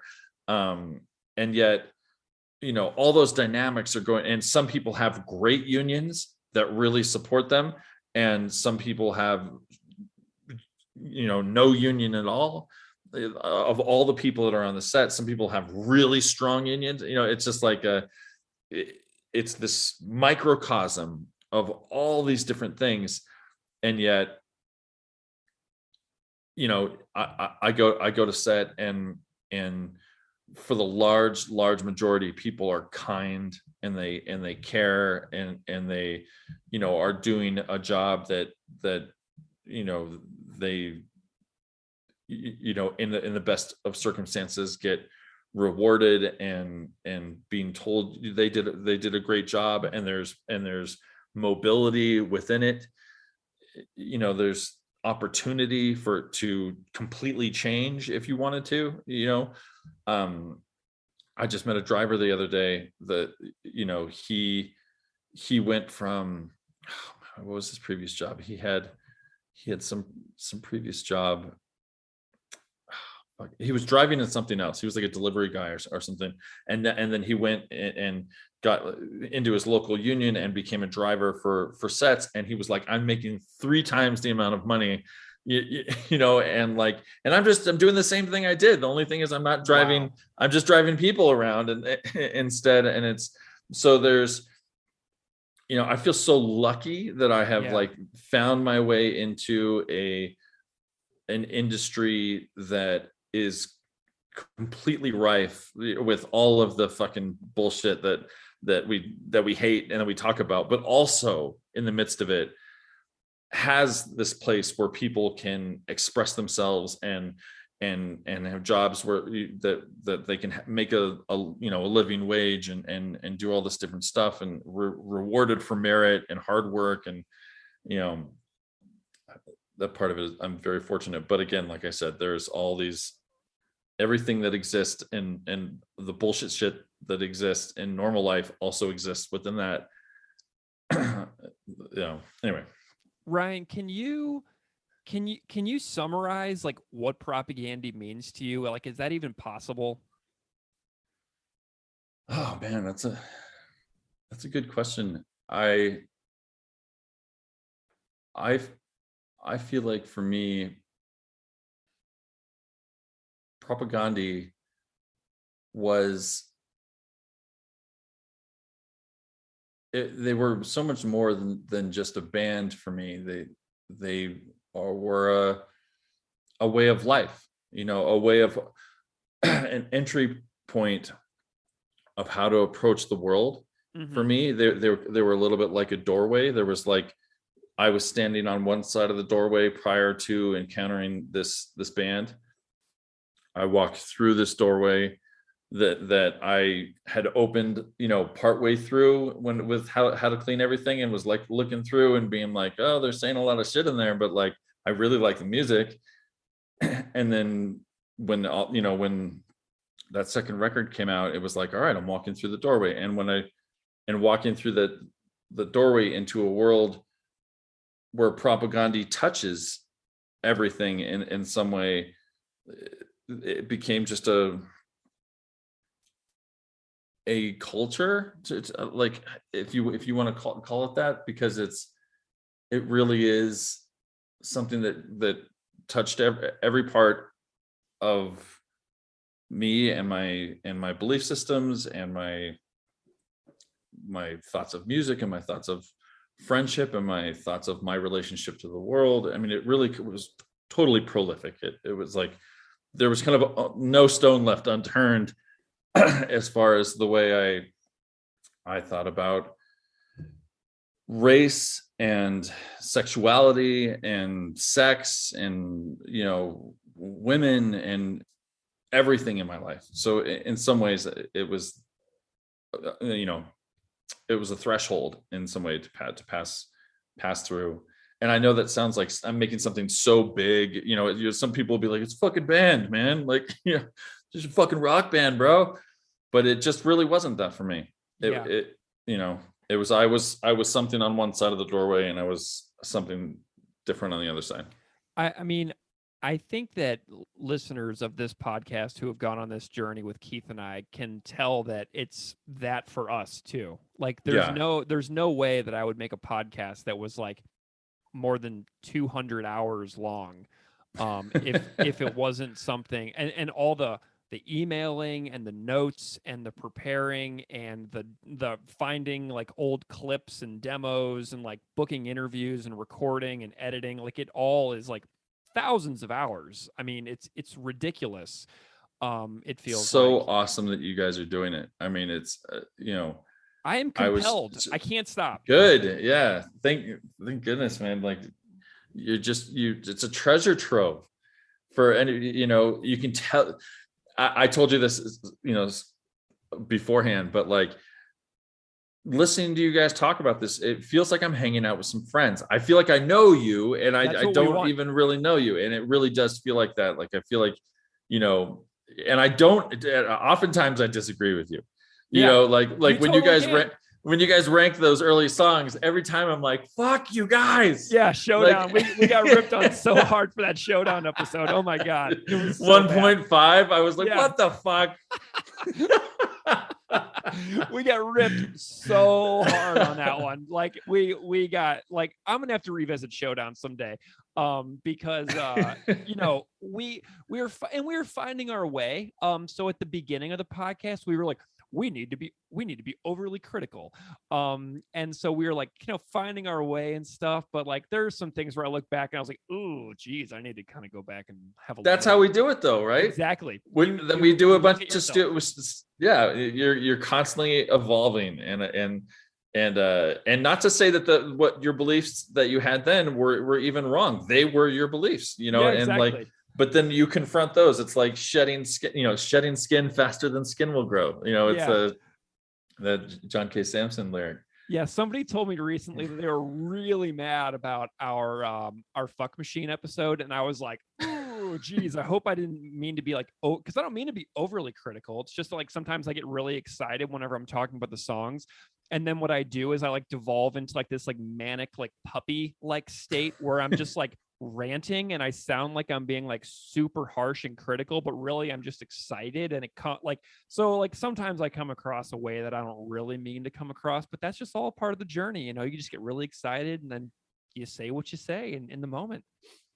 Me too, man. I these things, you're like, am I going to say something that I'm going to regret? This stuff is like frozen in carbonite, like fucking Han Solo. And you're like,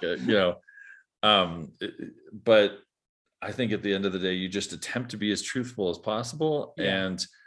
And then if your belief on that thing evolves, then allow that space for it to evolve. I mean, it's like, when Christina talks about the early stuff and how it was like a 19-year-old kid, saying all the right, like to be held to like something that you say, but it was like such a massively popular album. Yeah. that it unexpectedly goes out there in some way. But you guys are doing a wonderful job, man. And I love when Chris talks about the permanent record. It's on my permanent record. Yeah, exactly. It's on my permanent record. And he screams it. I laugh every time I hear him say that, because it really truly just makes me laugh, because we're kind of doing like we're not in a band or anything, but like we're making the podcast, and it's like, oh God, when I'm like 57 years old or whatever, this is going to be out there still, and I'm like, oh geez. So and you're a teacher, right? Like there's a risk in putting any kind of anything out there, when you are being held to the standard of a person that is teaching our society's children. So somebody that doesn't fucking like you can listen to your podcast and cherry pick out a few things that they don't agree with, and you can either do it with that constantly in your mind, or you can say, fuck it, I'm going to be myself. And it really feels like you guys are always honest but also kind. It's really nice that the two of you make a good combo. And I find it so interesting that you guys, because of that you ended up liking the later stuff more than the earlier stuff. I would like, when I first started, I was like not expecting you guys to come at it from that point of view, because I only have my own kind of myopic, like look at it. But listening to you talk about other songs that I maybe didn't appreciate, like Cop Just Out of Frame and stuff like I'm suddenly like, oh, okay. I get a little bit of like when I was a kid, where I would get that, Less Talk More Rock, and I wouldn't even play it. Oh, my brother fucking hated it. I would get it and I would read every liner thing, study it before I even listened to it. And he'd be like, just put the fucking CD in. And I'd be like, no, I have to read everything. Like, and it felt like I was getting a little bit of that, like old school, like entry point into something from somebody that I do trust, because you do love the band and you do love the songs. We just might have like diverged a little musically, but coming from the same place. I love it, man. Well, Ryan, it has been an absolute joy hanging out. Like, this has really made my day. Like, seriously. Me too, man. I'm enjoying looking at your work, the acting that you have out in the world. So it's like really cool whenever, like, I'm a really I love supporting people who have creative professions, especially when I know they're Propaganda fans. So it's like now whenever I see you like in a movie or a show, I'm like, yeah, Ryan loves Propaganda. So it's like it's just a way for me to like connect more with what's happening on the screen. Like whenever I see Sami Zayn wrestling, I'm like, Sammy's a Propaganda fan. So yeah, it matters to me, it's just something that like I hold dear. And so that's what's really cool to me about exploring your work now, is that like you're appreciating what we're doing, and now I get to appreciate what you're doing, getting to know you as well. I appreciate it, man. I've had this very, like, the stuff that I've written on TV has been so disparate, but I have found this connecting link. And I think it all stems from, like, in some ways, my band days, my family, the way I grew up. Like, I have this big, every single show I've written on in some ways is like this dysfunctional family. Whereas, like, I wrote on this show called Skins, that's all about like this group of like teenagers that are super dysfunctional. But then I wrote on the show called Legion, which is like about mutants in the Marvel world, but it's like a dysfunctional family.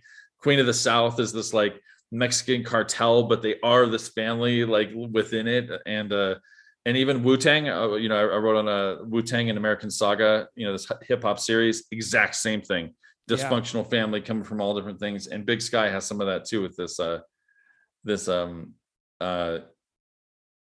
Indian cartel that I'm up, like the weird Chris Hanna wannabe, like hitman that's on the spectrum character.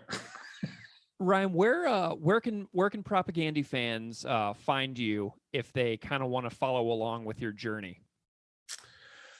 I would say I really only do, I do pretty limited social media, but I do Instagram. So my Instagram is Onan the Barbarian. Yeah, you really got a pretty amazing last name there. It's incredible. I lucked out. Onan the Barbarian on Instagram. Yeah. And then I am Ryan Onan on Twitter. Excellent. Well, Ryan, I am looking forward to, continuing our conversation in the coming years, and following your work, and, keeping in touch. And it's just been a delight to connect with you. And it is so awesome to make a new friend. So thank you so much for reaching out and getting in touch with me and wanting to hang out. Like, it's just really, really amazing, the opportunities these kinds of podcasts and creative stuff affords. And I'm grateful that you're part of it.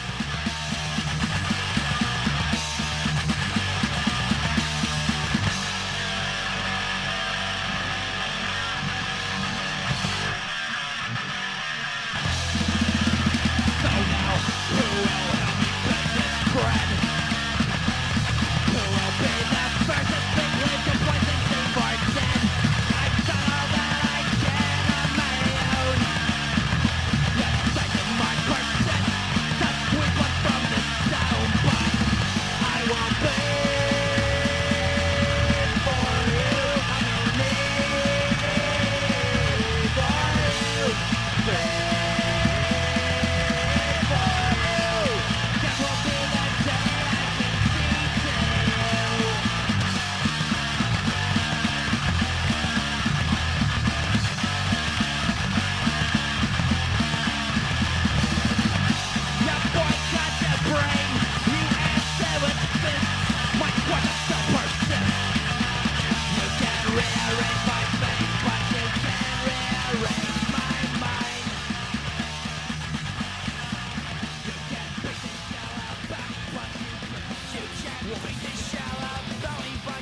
And there's a few ways that we can go through this. We can talk about the music first, and then we can talk about the lyrics. Does that sound like a good approach for you? So we can talk a little bit about the jamming, and then we can talk a little bit about the lessons. Yeah, that's fine. Mm-hmm. So let's talk about the music first.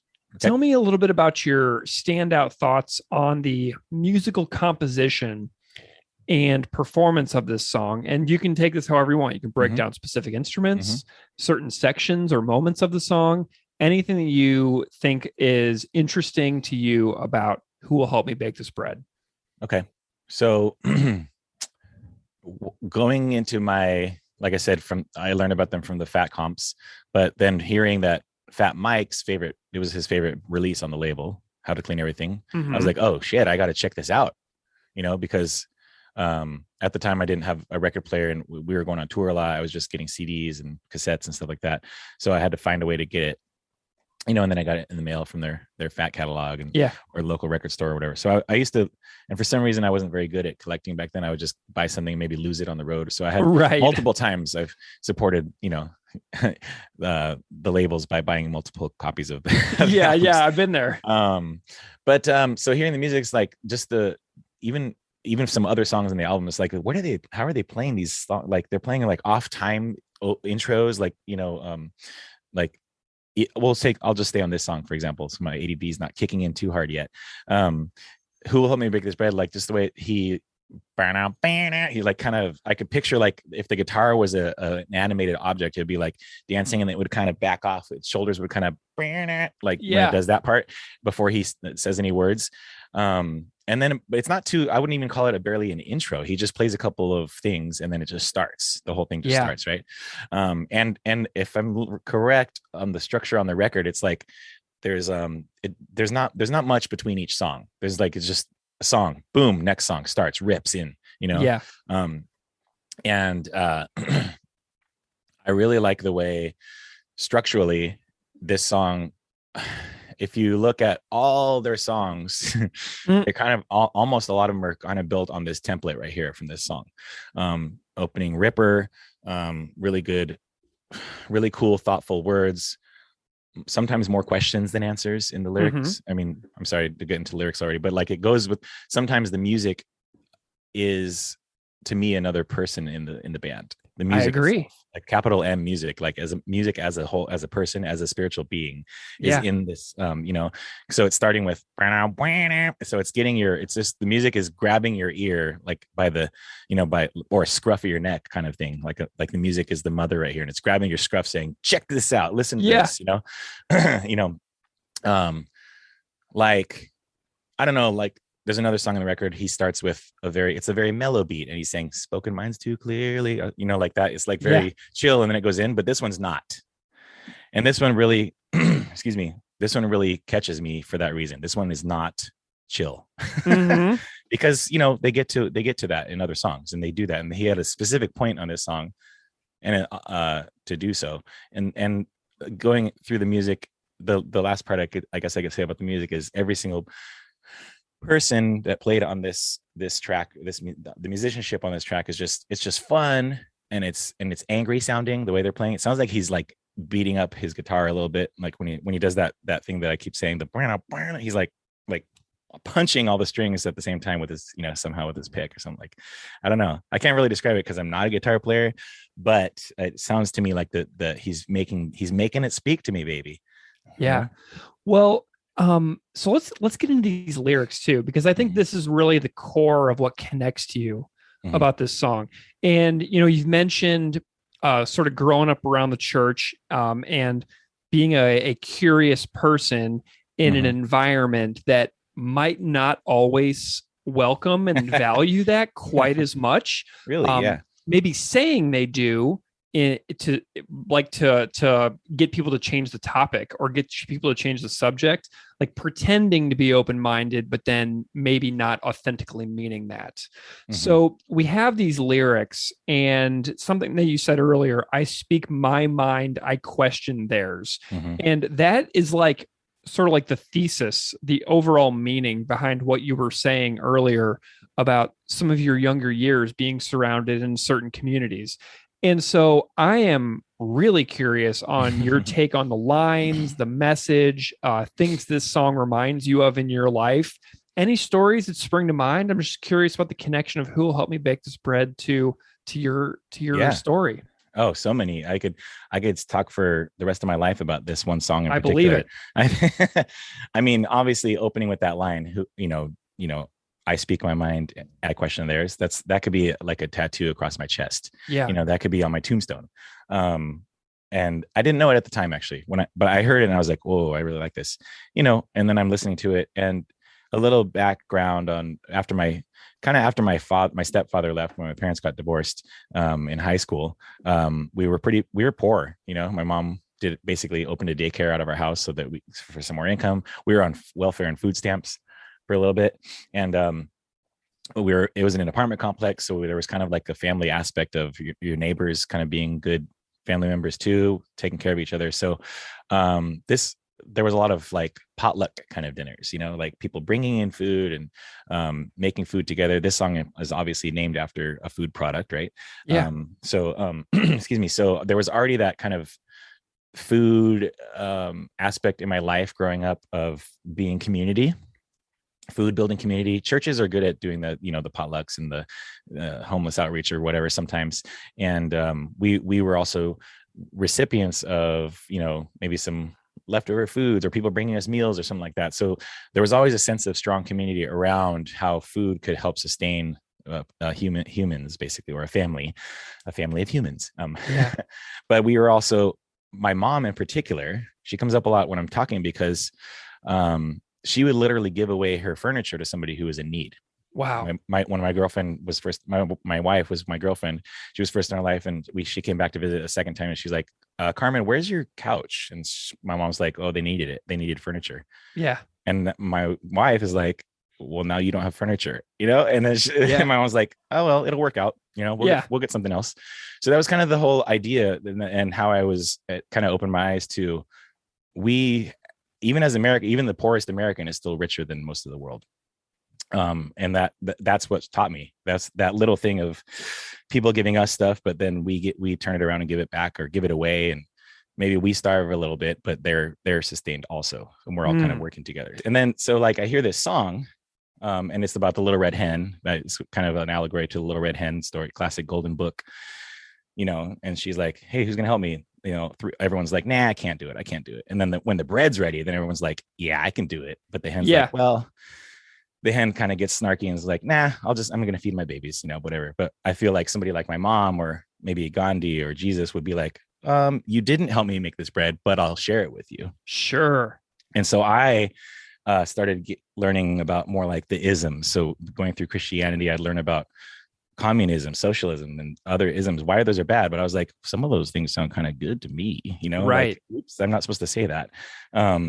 But why are those things bad? Let me look more into that. Let me look into why those things are so terrible why you say they're so terrible. And then the more I learned about them, I'm like, well, I could see, secular humanism being a thing or whatever, but there's aspects of it that I love, that I like, that if we could adopt, that maybe we could be a better society. But humans are lame and we ruin everything.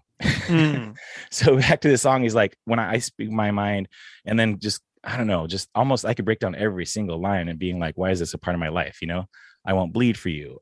Death will be the day I concede to you. Like all these, it's also could be an anthem for someone who is a super devout religious person. Every single line from start to finish could be a super devout religiosity song, just if you look at it that way. But I wasn't looking at it that way, but I could see how this could be an anthem for anyone who's like, this is my anthem, this is my fight song, Yeah. Because it's like, dude, Propaganda, when I first heard this, I was like, yes, a goofy sounding, snotty ass brat band. I have kind of the same voice as Chris sometimes when I'm at that age. And I was like, dude, this is amazing because they got the harmonies, they got the musical talent. He's saying, at the time, I didn't know what exactly everything he was saying until I really delved in. But I was like, I'm all in for this. This is perfect for me. I don't know. And then I have no need for you. That's when he says that, and they bring in those super long background vocal harmonies behind it. Yeah. And it doesn't stop. It just keeps going all the way through the last line. Yeah. And it goes higher and higher. It's kind of a future nod to Megan, but That's so great. right. But he's like, when he's saying like I have no need for you, that could be like almost like a teenager coming out of youth group and saying like, what's my purpose now? Because at the time, or even I don't know if it's still like this, but the church youth group system didn't really have a good programming for like after high school. Then what? Okay, now they're adults.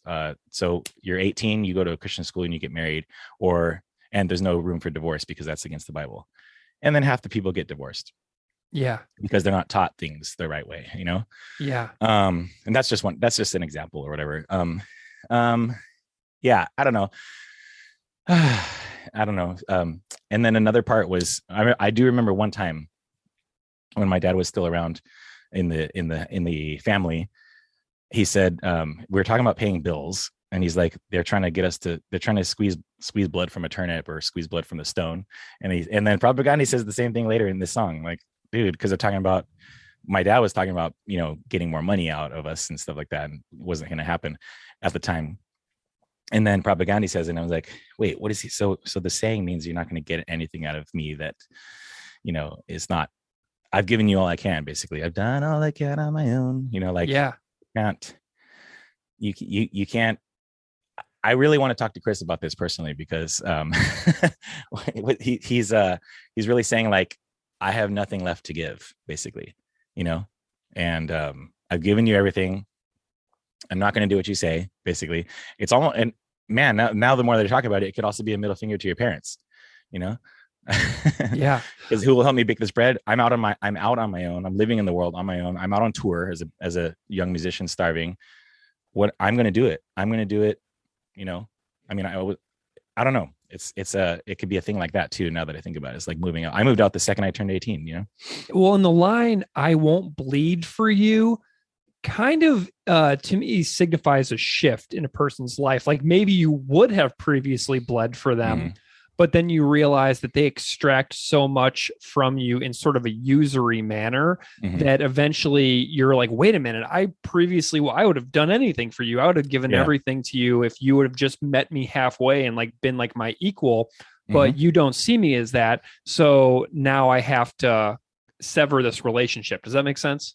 Totally. Yeah. It's and also bleeding for somebody is like a pretty good sacrifice, like, I mean, not even just like in the sense of a sacrificial lamb or anything like that. It's like you're literally bleeding open or donating blood to the American Red Cross. It's like you are giving life, basically you're giving part of your life to whatever he's talking about, the cause, a parents, a family, a church, whatever. So I'm wondering, like, Chris, who hurt you?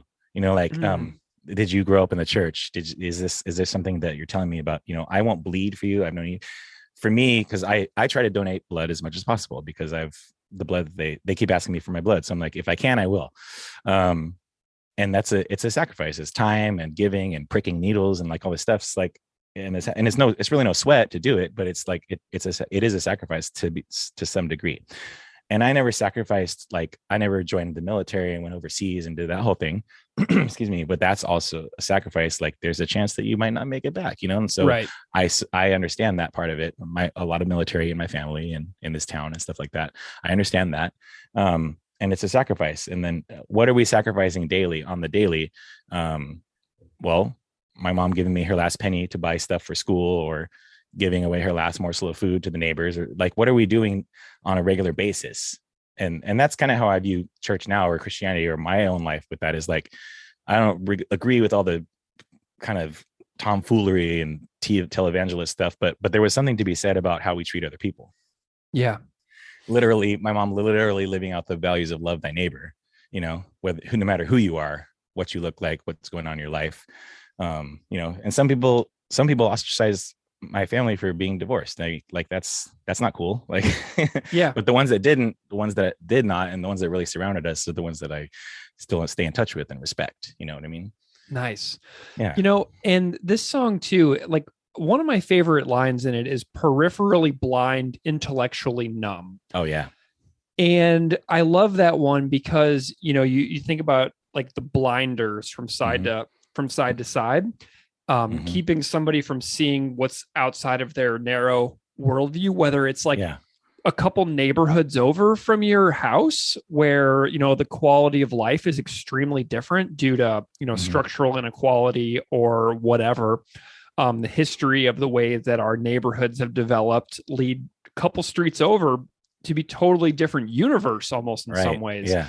And so as long as you don't have to see it, you don't have to learn. So you stay intellectually numb by staying within your blinders and just looking straight ahead of you without expanding that worldview and going a couple streets over and seeing what life is like in something that's a little different from what you've experienced, because then it prevents you from having empathy whenever you're later on in life. And, you know, does that all make sense? Am I just rambling? No, you're right on. I think the church worldview, the church view, or whatever you want to call it, it can be very myopic. And I think that we see it a lot. We've seen it a lot in the past few like elections or like stuff that people start talking about, like, oh, it's San Diego or Southern California or the border is all like this. Right. But that's somebody who's talking from Ohio or Wyoming or, you know, maybe even another country. It's like because they haven't experienced this life down here or in El Paso or San Diego or Brownsville or whatever. It's like the towns that are on the border or even a Canadian border. I don't know. But like, you're not here to see what is going on. You're not even go macro, or I'm sorry, go even more micro and see what's going on in my neighborhood, on my street, in my apartment complex, in my house, in my room, in my closet, you know, like keep going. And then you're going to see those things. Like, as far as intellectualism, it's like, you know, people all, like, they like to wax philosophical and intellectual about all these things that they may or may not know about, you know. Take it for what it is, like somebody tweeting 140 characters about, you know, abortion or the border or whatever. It's like, are you an expert? Can we have a real discussion about it? Or are you just saying like this, they're wrong and I'm right? And like, I lived in Mexico for about 14 months when I was 24. And, you know, going back and visiting the place where I was from and having people tell me about like what people in Mexico thought. And I'm just like, like, there's no way that you can talk about this in an even remotely informed manner. And I currently am living in the place that you're talking about. And you've, as far as I know, never gone there, never crossed that border, never met people, never understood like what their lives are like or why they might make certain choices. Like, I literally was so stupid, Josh, that I moved to Mexico and thought that people in Mexico wanted to move to the US.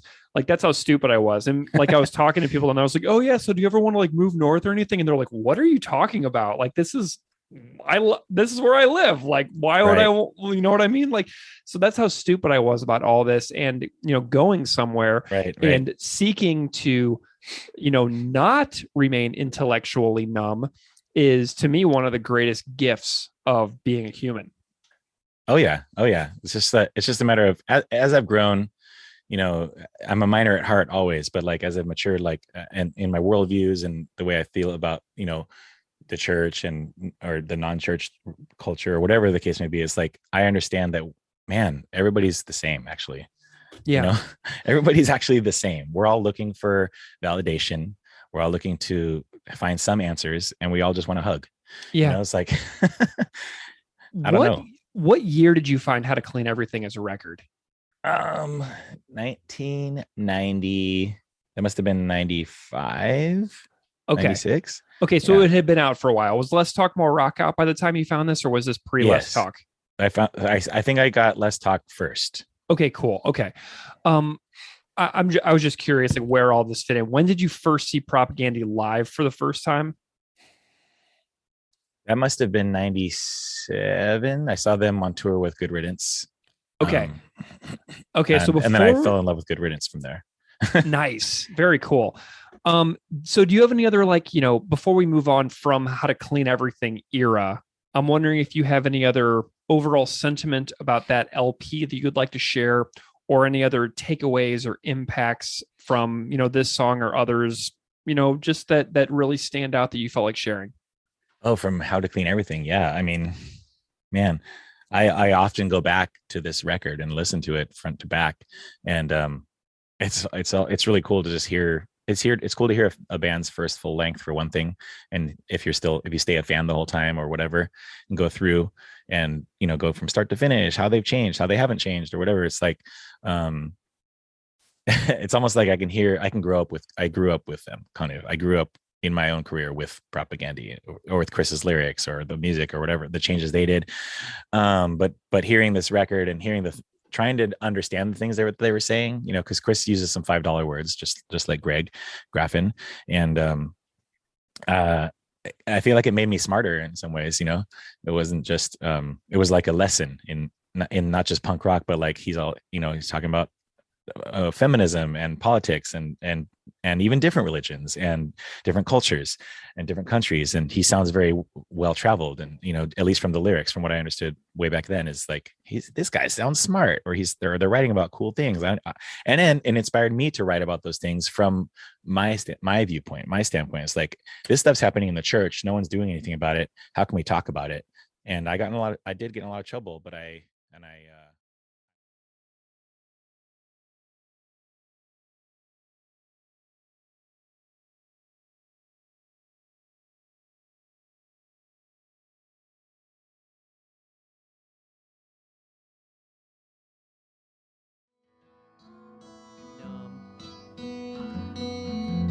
Ignorance by choice or just plain fucking dumb. You boycott your brain. You answer with fists, but my questions still persist.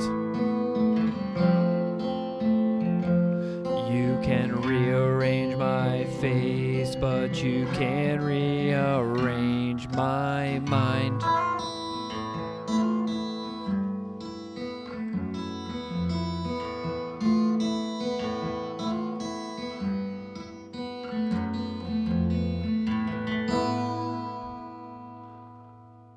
The Little Red Hen.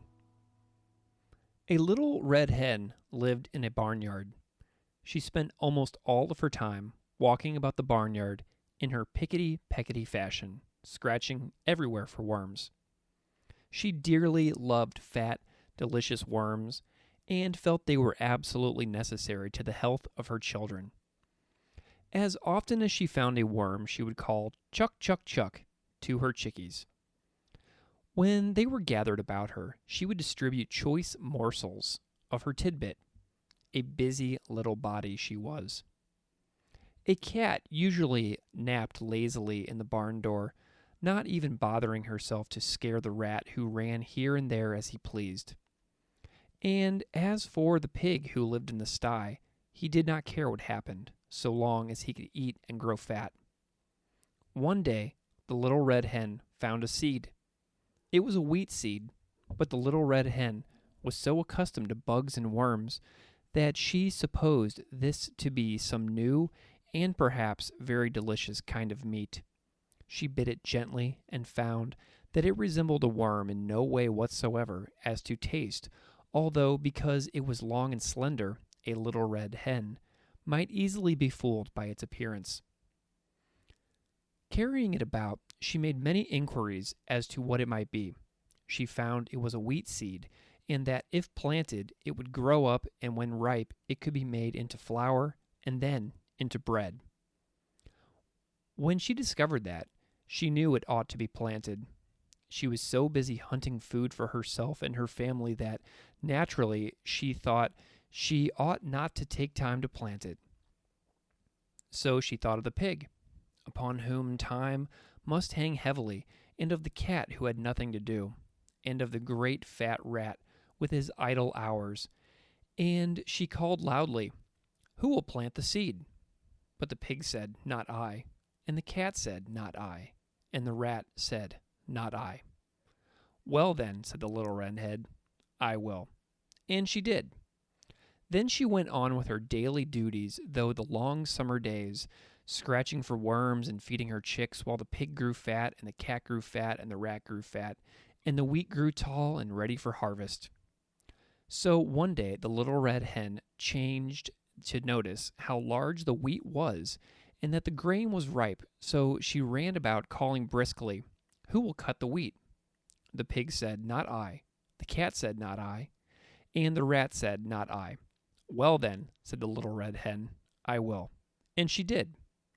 She got the sickle from among the farmer's tools in the barn, and proceeded to cut off all of the big plant of wheat. On the ground lay the nicely cut wheat ready to be gathered and threshed. But the newest and yellowest and downiest of Mrs. Hen's chicks set up a peep, peep, peeping in their most vigorous fashion, proclaiming to the world at large, but most particularly to their mother, that she was neglecting them. Poor Little Red Hen, she felt quite bewildered and hardly knew where to turn.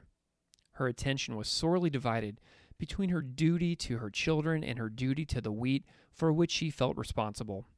So again, in a very hopeful tone, she called out, "Who will thresh the wheat?" But the pig said with a grunt, "Not I." And the cat with a meow said, "Not I." And the rat with a squeak said, "Not I."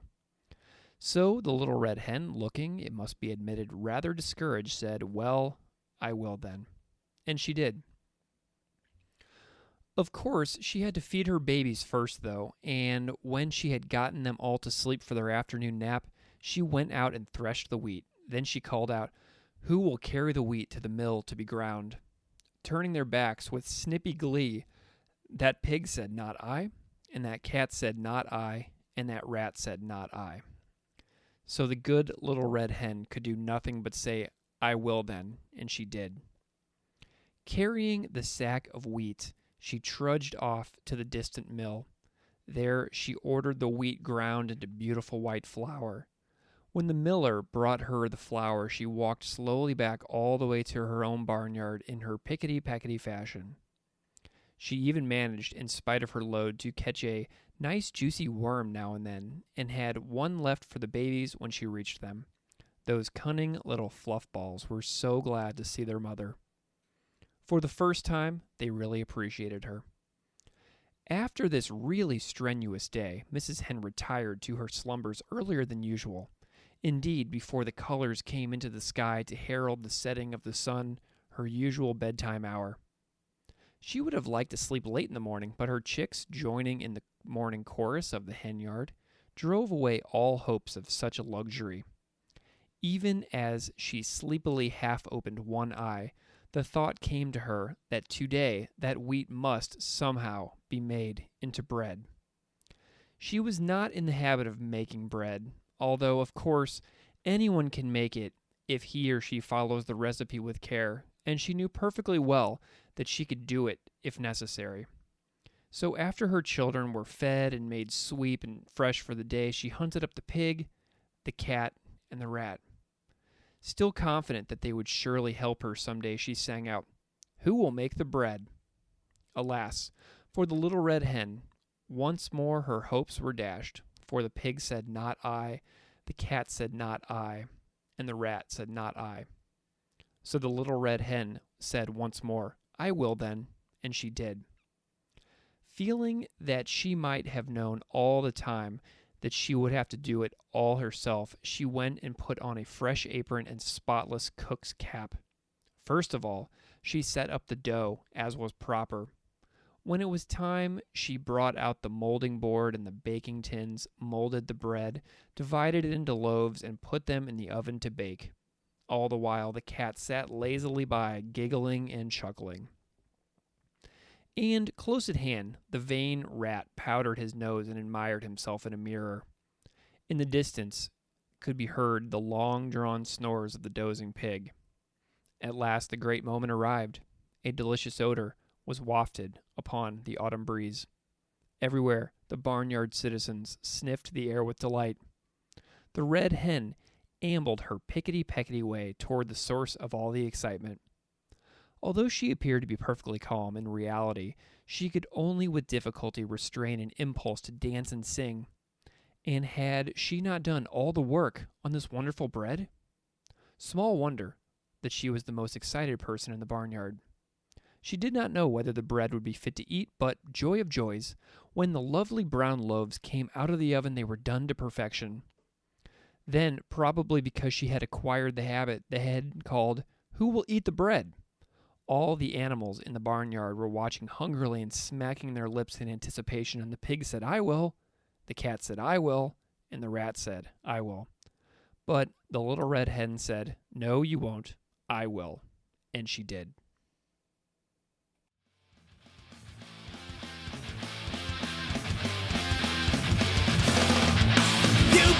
touch your brain. You answer with fists. My questions still persist. You can rearrange my face, but you can't rearrange my mind. You can beat the shell out of me, but you can't touch what's inside.